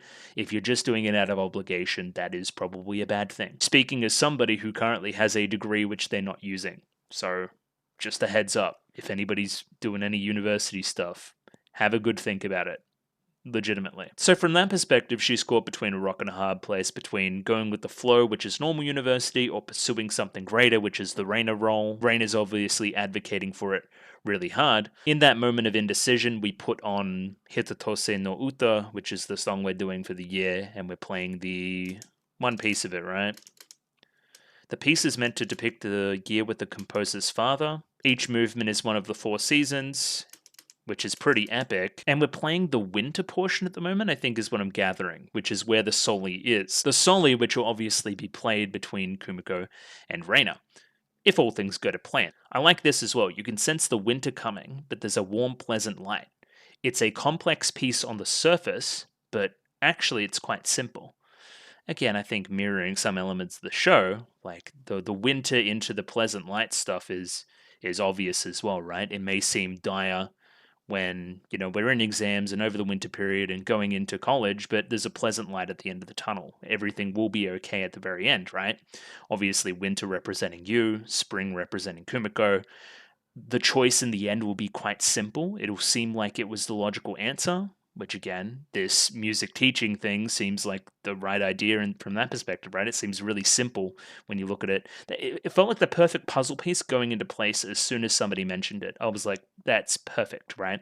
I can't imagine the show not going that route. Either way, this little ditty inspires Reina to go down to their personal studio and start playing a bit of music, right? To which they both want to practice the soli together in a very, platonic way. Again, just absolute rich girl vibes off Reina. Just, I have my own personal studio. I guess her father is a professional musician after all. Reina here is obviously, in a very tsundere way, very jealous of Mayu as well, right? You got to play the soli with her. Oh my god, I can't believe you did that. You cheated on me with somebody else. And then it's like, oh, well, like, you're playing way better than Mayu's, and again, this will be fuel for what I think is going to happen in one of the auditions as well. I've argued, and I'll probably do it a little bit later because I think there was another thing that reminded me of it. Reina may be forced into a bit of a Yuko role from season 1, advocating for somebody to be a soloist in a certain position for a personal need rather than the good of the group, right? May get caught up on a similar thing to the Sachan thing as well with Suzume, which we'll talk about next episode. The difference between playing well individually and playing well as a better whole for the group. Yeah, interesting conflict coming for Reina, I would think. And yeah, in the grand history of Hibike Euphonium edits, we get the music playing here as we see the remnants of the festival playing out for the rest of the characters, right? Again, highlighting this isolation. Kumiko's separated herself from all these characters. They're off having fun. She's off with Kumiko. She's off with Reina, I mean. Who the hell are you two? Am I stupid? Please tell me if I'm stupid. Sanchan and Michan bump into these two, and I don't know who they are. Why else would you animate them like this? Am I stupid? Answer the question. And then, of course, because I'm obsessed with Mayu, we have her all alone with her camera. She takes a picture of the sky, which the first time we faded up off of the music, we saw these kind of lights in the air, like sparks of fire and that kind of thing, right from the festival, sparks of light. She takes a picture of them rather than joining them herself, right? She's content to stand away from Kumiko and Reina and in awe, like watch them rather than getting up on stage with them and doing anything. Still a lot of growth to go through for Mayu. Again, on that poster, she is walking in the opposite direction, which is very, very pointed. Ending, of course, with a faux confession from Reina, because there can't be a festival episode without one. I want to play this solely with you at Nationals. To which Kumiko agrees, and that becomes plot stuff that will be satisfied later. We end the episode here, well, pretty close to the end, on this kind of moonlit scene between Kumiko and Reina, as kind of Reina reinvites Kumiko. You can come over again whenever you want, right? And kind of Reina's angle here becomes very obvious. Like, will you come over again even if we go to different universities? Don't you think we'll stop seeing each other if we go in different directions? That's why I've been advocating for you to go to music school so much, because I want to be with you, essentially. It's a really vulnerable moment for Reina, right? She puts up this front a lot, but in pure tsundere fashion, you peel it back and it's very sweet. It's adorable. If you're a huge Reina fan, I'm imagining you're just absolutely lapping this up, you know. Despite everything, despite potentially these two going in different directions in the future, Liz and the Bluebirds style, I still think what they have together is special, and things that are special last the test of time. So, you know, despite what happens, we'll still be besties. That's essentially what Kumiko's saying right here. Or more than besties, if you think the show is going that direction. I definitely think it is, because I said this reminds me of Symphogear, and the relationship at the center of Symphogear is maybe the most homosexual thing I've ever seen in my life. So, you know, take that as you will. Yeah, really cute scene there. That ends the episode, of course. And yeah, from that perspective, I think this final goldfish that we get is just adding to the trifecta of festivals that Kumiko has had with Reina. One goldfish for each of them, right? I was thinking from this, you could squint at the triangle thing I think we have going on as well with Shuichi, so... But that's not really where the episode went at all, so... It would be a theory without any evidence. I think that that's just counting festivals. And then, yeah, next piece begins. We'll jump into episode 6 with the auditions. I've already talked for 50 minutes about the episode I said I wasn't going to talk as much about, so there you go. We start the episode in the executive notebook in episode 6, right? I really like a small moment where Kumiko laughs at one of the reactions that that Reina gives to one of Shuichi's things, right? People would talk if the executives failed the auditions, right? You're stupid. And yeah, Kumiko finds that humorous. There is a school trip that happens off screen here. Mayu again took a lot of photos, which is something we're seemingly exaggerating. Where are you in all the photos? You're the one taking them, so... You know, I'm not part of the gang, I'm separating myself. I'm wearing a different uniform, even if I'm finally wearing not a different uniform now. And yeah, I can't share any of the photos, I can't share any of the memories because they're film only. They're not a digital format, it's a different format that we're not used to. Again, separating herself. Again, it's a pretty direct metaphor, right? I like taking the photos, I don't like being in them. You know, maybe we should pursue this, Kumiko, a little bit? Maybe? The episode is called Wavering Dissonance, which is kind of the feeling I got in the very end. It doesn't feel like... It feels like the tension's still all there. Despite the audition, the first run-through being done, it feels like none of the stuff that at the auditions that is normally solved is being solved. Auditions in previous years have been moments that spark into many different other conflicts, right? Think about, again, the auditions and kind of Kumiko's nervousness into Natsuki trying hard, into her potentially being a bit concerned about Natsuki and that kind of thing in season 1, along with, of course, the Reina Yuko stuff. That was bang, clash, huge plot stuff. Second year Chikai no finale, very similar. That's the Kanade Natsuki stuff, kind of explodes from there as well. Nothing has exploded yet. But we also have multiple auditions, so we'll see. Well, I guess some stuff has kind of exploded because there's the Sachan stuff with Suzume, which turns into drama. So some of it. Oh, this moment's very pointed now as well. We have Sachan here teaching Suzume something about using the tuner. I'm not going to speak to the actual technicals of it because I don't know, but it's something that a senpai is teaching a kohai. A senpai that isn't picked instead of the kohai that is, right? It goes to emphasize her technical prowess over Suzume, who literally is picking up an instrument for the first time this year. I think that's the vibe. But she has been trying hard. She's been coming in early every single time. bit of a Kumiko vibe off of her, kinda. For some reason, I didn't realize that Kaho played the euphonium. That's kind of cute. I like that. And yeah, we were kind of cheering on the first years that they'll pick up this stuff eventually and, you know, become a seasoned vet. Like my good friend Kanade over here, even though the both of them, Mayu and Kumiko here, pick up that she did something wrong, something that went right through my ear because I thought it sounded great. Shoutouts to the cute bit where Mayu basically says what she did wrong, like she went ba ba ba or something. I thought that was good. That's just good content. And then of course Kanade doesn't miss a chance to put on her devil and say we're sending gifts to the enemy by giving anybody any advice at this point. Even little Kanade wink here if you want it as well. Little Kanade wink. Oh my god, look at that. Basically, Kanade said exactly the wrong thing here. She said enemy, and then that spurs on the Mayu stuff about wanting to drop out again.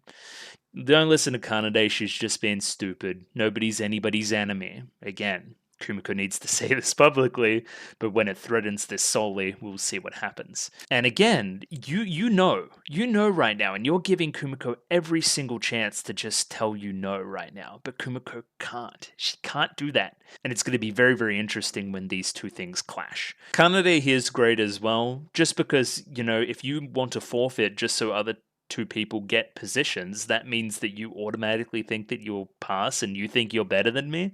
Just absolute fucking devil. But I love it because she's right. There's just a lot of great stuff in this scene. Obviously, it's just going through the same conflict I've been describing, but a lot of the character animation is just fantastic. Again, loving the eyes in this show. This line as well is really pointed. Would anyone really be happy to see me chosen?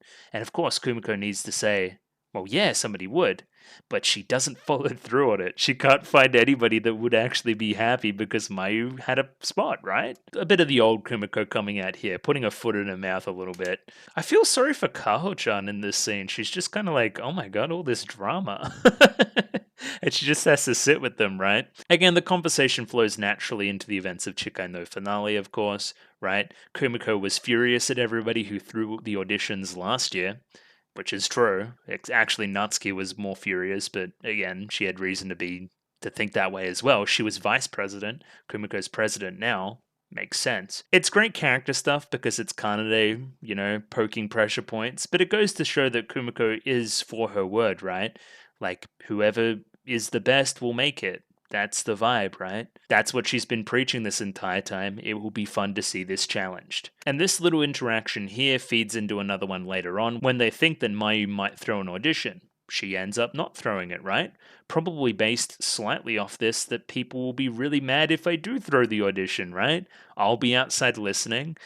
It's when Mayu does play, it's almost like she's just playing good. Just good enough to be in the group, but not amazing, not to her full potential. Again, treading on eggshells, it doesn't feel like she's being herself yet. She's just doing good enough. Kumiko thinks back to the Yuko, Kaori, Reina stuff from season 1. Like, how do I prevent this from occurring, right? Where somebody is advocating for another person so hard over another person because they think that there was foul play or aren't used to it being a pure meritocracy and that kind of thing, right? And Kumiko is still forthright. She doesn't think that anything anybody did there was a mistake. Just the same opinion she had in her first year, right? But how do I make that clear to everybody else? Oh my god, the character stuff's so good. So then Kumiko is watching Reina teach, right? Where she explains something, and then all the trumpets start playing. They obviously do it wrong, and then she said, "What did I just say?" Like in a very, very mean-spirited kind of way, to where Kumiko's like, that's my Reina, like has a little like laugh to herself about it, which is great. Now, I forgot about this scene. I am very, very surprised that we see Azusa again at all, right? I thought Azusa's entire role was to be like, hey, I'm now the new Kumiko. I'm not the old me that I was in middle school, so I'm not purposefully still waving at a distance, but I'm not going to talk to my middle school friends. But if anything, the conversation's fantastic and something that she probably should do more often. Again, I thought if anything we were going to do this and it would be a bad thing. Maybe it is in the long run, we'll see. The turbulent weather, of course, is reflecting Kumiko's internal. She's unsure about the audition process and everything going on with Mayu and Kanade. So the weather's blustery. It's frantic. It's you know, I think by the end of the scene it will be less blustery and frantic, right? After her head clears after talking with Azusa for a bit. Yeah, as soon as the two sit and start talking, on the famous sound euphonium bench, of course, the wind stops. It's actually a nice moment. Oh, it's interesting too, because she would know Raina, because they, again, went to the same middle school. She brings up music school again. Are you going to do music school? Blah, blah, blah, blah, blah. That kind of thing. Azusa here calls Reina an ultra rare character, so it's natural for her to want to go to music school, the thing that's, specialized and for those that want to be special, want to be the best, want to perform, all these things that Reina is known for. However, Azusa is shooting for music school as well. But I'm not really thinking about what I'm going to do after like she is. So she's kind of caught half in between what Kumiko was talking about last episode. She is going to music school, but kind of just as a vibe and going with the flow thing, which is kind of an interesting parallel between the two, right? Kind of threading that needle between Kumiko and Reina in a lot of ways. And yeah, ideally I'd like to do something related to music, but I don't know what that thing is yet. Kumiko, maybe you should follow this path as well. If anything, wouldn't it be scarier to quit this thing that's so special to me, cold turkey right now, never do it again and go to a normal college? Wouldn't that be scarier? So, kind of in a way, the warm water is just going to music school without a plan and following Reina. It's just a really interesting conversation, in contrast to last episode. I don't know if music is the special thing to me. I don't know if it's the be-all end-all yet, but I won't know unless I try. I won't know unless I keep at it. So why not keep at it? Sage advice for Kumiko. We'll see how that manifests in the rest of the series. And of course, finishing the scene here with the line that, I can't picture Kumiko not doing music. That sounds like the thing you should do. Music in some form of another. She should teach music. And yeah, the kind of wind has cleared away. Kumiko's a lot more relaxed about it, and we jump straight into the audition. We have Suzume walking in and saying that she messed up the audition, right? And then Sachan is the first one to kind of congratulate her in a very senpai way. I wonder if, that'll stay the same the whole time. They do a really cool animation thing here with the glasses. That drill sergeant teacher kept watching me, which is obviously Michi. And yeah, look at the eyes there, kind of going small. And again, causing Kaho to laugh, which is basically the one thing she does do. There's Yayoi here as well. She tries to reassure Kaho by saying that we're just first years and we shouldn't try that hard and that kind of thing. And of course, Kumiko has to put on that face and be like, you still have to try your best, even if I don't think she believes it. I don't think she believes it right now. But again, we'll see in the future. There is more auditions. There's a whole bunch of build-up for Kumiko and the Soli as well, to the point where I thought we were going to pull the rug out from under her when we hear the kind of results of the auditions, but not yet. We also have Kanade very calmly going through the motions in the auditions. She seems pretty in sync with who she is and that kind of thing, which is nice. Kumiko, as she's sitting with Mayu waiting for the audition, right, thinks back on what happened during the second year with Kanade throwing the audition and Natsuki running in a rage, essentially, right? What would I do if that happened again? Luckily, this time you didn't need to. Nobody's throwing any auditions, but partly because you made the threat. Well, Kanade kind of made the threat that you would go off your head if somebody did. Is that a good way to live? Tyrannical rule? Kind of leading like that? Not really. Kanade brings up some worries again that she will throw the audition, but now she's playing good. But again, just good. And I'm listening to it, it's not amazing. You can tell when somebody's doing something amazing. And then yeah, Kumiko sits down to audition. She thinks that Mayu's playing motivated her, and she takes a moment to herself before she starts playing. And I don't really know what that's about. Yeah, maybe it's this. I was thinking it was like one of the last times I'll do this, so I better actually do it right. She may put on a good front, but she's just as nervous as everybody else. Now in the position of a Kaori from season 1, right? And yeah, I'm not sure she entirely likes being in that position. And then yeah, straight on the other side of the break, we get results. And it's nerve-wracking. I think it's really well executed. They say the names in the right order, and there's a real tension to the scene that I really like. Like, they just go through it in a way that elevates the drama the most, right? There's no drama to the trumpets, but I think doing the bass section the way we do is pretty fantastic. Again, the most important thing plot-wise here is that the three of us make it. It's Kumiko, it's Mayu, it's Kanade. We're all here, the whole gang. Oh, and then this is fantastic. Hazuki finally gets into the competition after in her third year, she finally makes it. Fantastic. That's a great moment, especially after a lot of the drama. I remember there was some stuff with you in auditions and Hazuki and the tuba in general. Sure, let's say that there was. So yeah, this look of reassurance is fantastic. We'll also go through, I think there's a scene with Midori a little bit later on, which is good with Hazuki as well. The next surprising thing here is that Suzume makes it instead of Sachan. There's only 3 tubas and Sachan missed out. That's pretty bad. Well, but also good because there's still another chance. I didn't hear Matomu's name, but I'm going to imagine that he made it, but I don't know. This was the scene I was talking about. Look how excited these two are. It's just, you just gotta love it. After 3 years, she's finally actually made the squad. Yeah, this little one here with these two, yeah, look at them go. Give me a gif of that. That's fantastic. Then we have Suzume really happy with her big sister, loving it. But of course, on the other end, you have the loser, putting on a brave face. And yeah, she's right. It isn't over yet. Hazuki's she's almost putting on a very straightforward senpai role between this scene and the scene with Matomu last episode. It's like she's really trying to act into that role as a senpai, which I like. Oh, even in the edit here, right? So we're thanking or congratulating Kumiko on passing and getting the Soli and all that kind of stuff, right? Conversation with the 3 youth players here before Mayu comes in from the side, again separating herself and being the third, being the last one into the conversation. And yeah, the shade here, I was worried it might just be the 2 of us. I think this is playful shade though, which is nice. Oh, there's a number of fucking great things in a row here. We have Kaho saying like, "Oh yeah, I'm just happy to hear you guys playing this year. Obviously something you should pursue. This isn't a good mindset to have." That's the same thing Yayoi was talking about early in the episode. Kumiko, chase after this. That's what she should be doing. But before she can, we have Michan coming in and kind of taking Kumiko away and starting to talk about the Sachan stuff, right?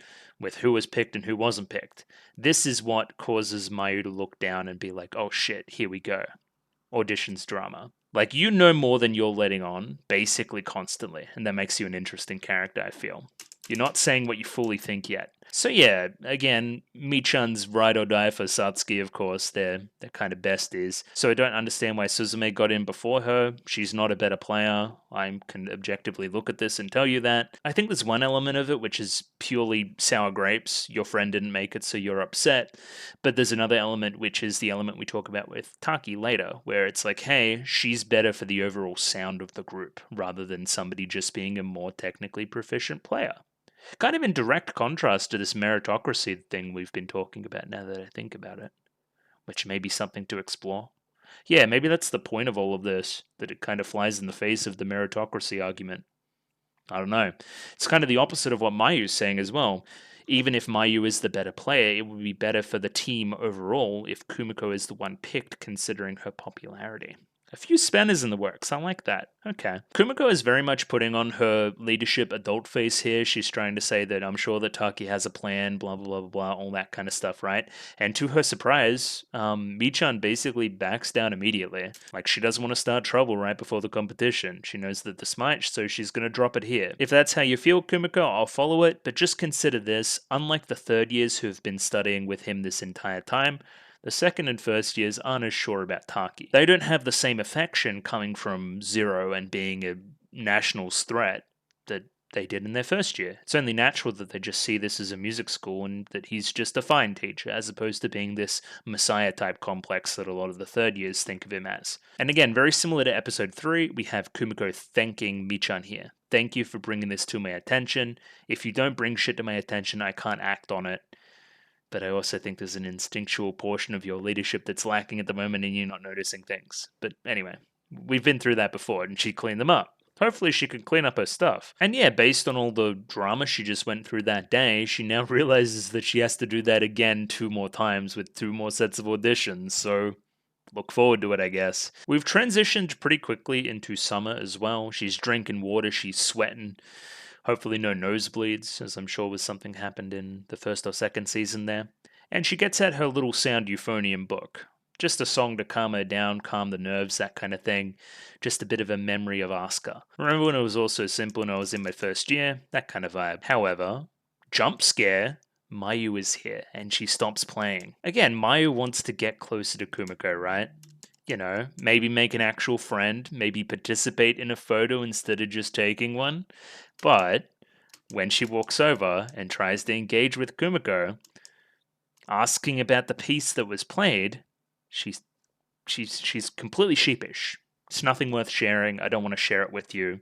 That kind of thing, right? Again, this is an important thing for Kumiko. This song, this relationship with Asuka, she wants to keep it to herself. She doesn't want to share it with everybody else. But is that fair to somebody who wants to open up to you, who wants to be your friend? There's also, of course, the connection between Asuka's playing and Mayu's playing, as well as them both having silver euphoniums, right? Being protective of maybe having another. Because Mayu is almost like the senpai to the senpais. Like, she feels way older. And maybe there's some defensiveness around Asuka and Mayu potentially stealing her place. Something like that, maybe. Yeah, just really, really sheepish. Doesn't want to share anything about the song or the senpai involved. And yeah, there's reasons as to why. Wanting to keep her at arm's distance, wanting to. Yeah. Weird. Clearly drama, clearly coming for that. I felt resistant to being known as a great line there as well. It's now the end of the day, and Kumiko is returning the key and just asks Taki quickly, basically on a whim, about what he meant by the Suzume Sachan stuff. And yeah, it's kind of what I've been talking about with Suzume's sound, Kamaya-san, versus Sachan, right? I felt her balance was desirable for the balance as a whole piece, as a group, right? Instead of being an individually more technically gifted player, which Sachan is, right? It also speaks to their personalities, right? Like, Suzume is this giant, eccentric, out there, enthusiastic ball of excitement. She's great, right? So she kind of brings that vibe to the overall performance as well, which is infectious. It's an intangible that Sachan doesn't really have access to. Doesn't mean it can't change in the future, but we're giving it a try this time anyway. Another very pointed line there is that loudness is important in such a small group. You got to make yourself heard, right? And yeah, again, sounds great in theory. We'll see in practice. Kumiko asks Taki here, "You're taking us to nationals, right?" And yeah, that isn't the correct framing.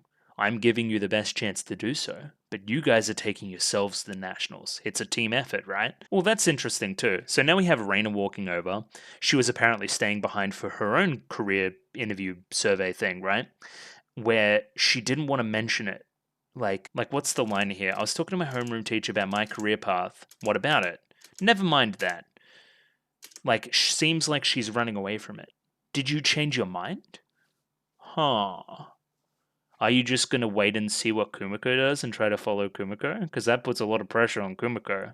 And I don't like that. We'll see if this is a Reina indecisive moment. That'll be weird. Or maybe she just wants to talk about Taki because she's obsessed. But anyway, I don't know. We'll see in the future. And then we get all pretty and, we're congratulating each other for making the soli. It seems like a really important thing for the two of us together, that we're doing this together for the group. I'm hoping that the two of us do this together at nationals. The animation's all there too. Complications will get in the way. And yeah, we kind of run away from that and we go all goofy. I like the voice acting here with the scary drum major. Just really good touch from Tomoyo Kurosawa there. Yeah, just flirting. Call it what it is, they're flirting. And yeah, from there, it seems like we're jumping straight into the Kyoto competition. And yeah, we're all together here. Kitoji Faito. There was also, we finally got to see Mayu here in the correct uniform, which was something, if I can find it. Right there. So yeah, that's cool. 2 Euphonium soldiers ready for war. And yeah, of course, the next piece beginning. Clearly a competition next episode. Clearly not just playing music. Clearly there's going to be some drama there as well, probably leading into the next set of auditions and more drama and all the good stuff that we love about this show. So as always, I found way more on the rewatch, and I recorded for 125 minutes. Well, no, an hour 25 actually. I'm kind of tweaking, and it's about 10 o'clock at night. So it seems like I can yap about anime for a long time, no matter what time of day. Show's really good. There is drama afoot. I'm not in love with all of Kumiko's decisions thus far. She's batting it around 60, maybe 60-40. She's doing a lot of good stuff, but We'll see about that Mayu stuff. Seems like drama. Seems like trouble. As always, show's produced amazingly, well written. It's exactly what I want. It really rewards keen watchers as well, which I like. I like that in an anime. Lots of hidden stuff, which I'm sure I missed some stuff even going back through then. So yeah, I will see you guys next week for some more. Just some chill stuff. If you like the video, consider liking the video. If you like the video and you want to see more, consider subscribing to the channel. Comment below anything you thought about the episode, anything I can do to improve my presentation. Comment below. I'm doing follow for follow on Twitter, so follow me on Twitter if you'd like me to follow you back, and the Discord. Join Discord, love Discord, Discord, and I'll be back next week for more Hibike Euphonium. Thanks for watching. Catch you later. Goodbye.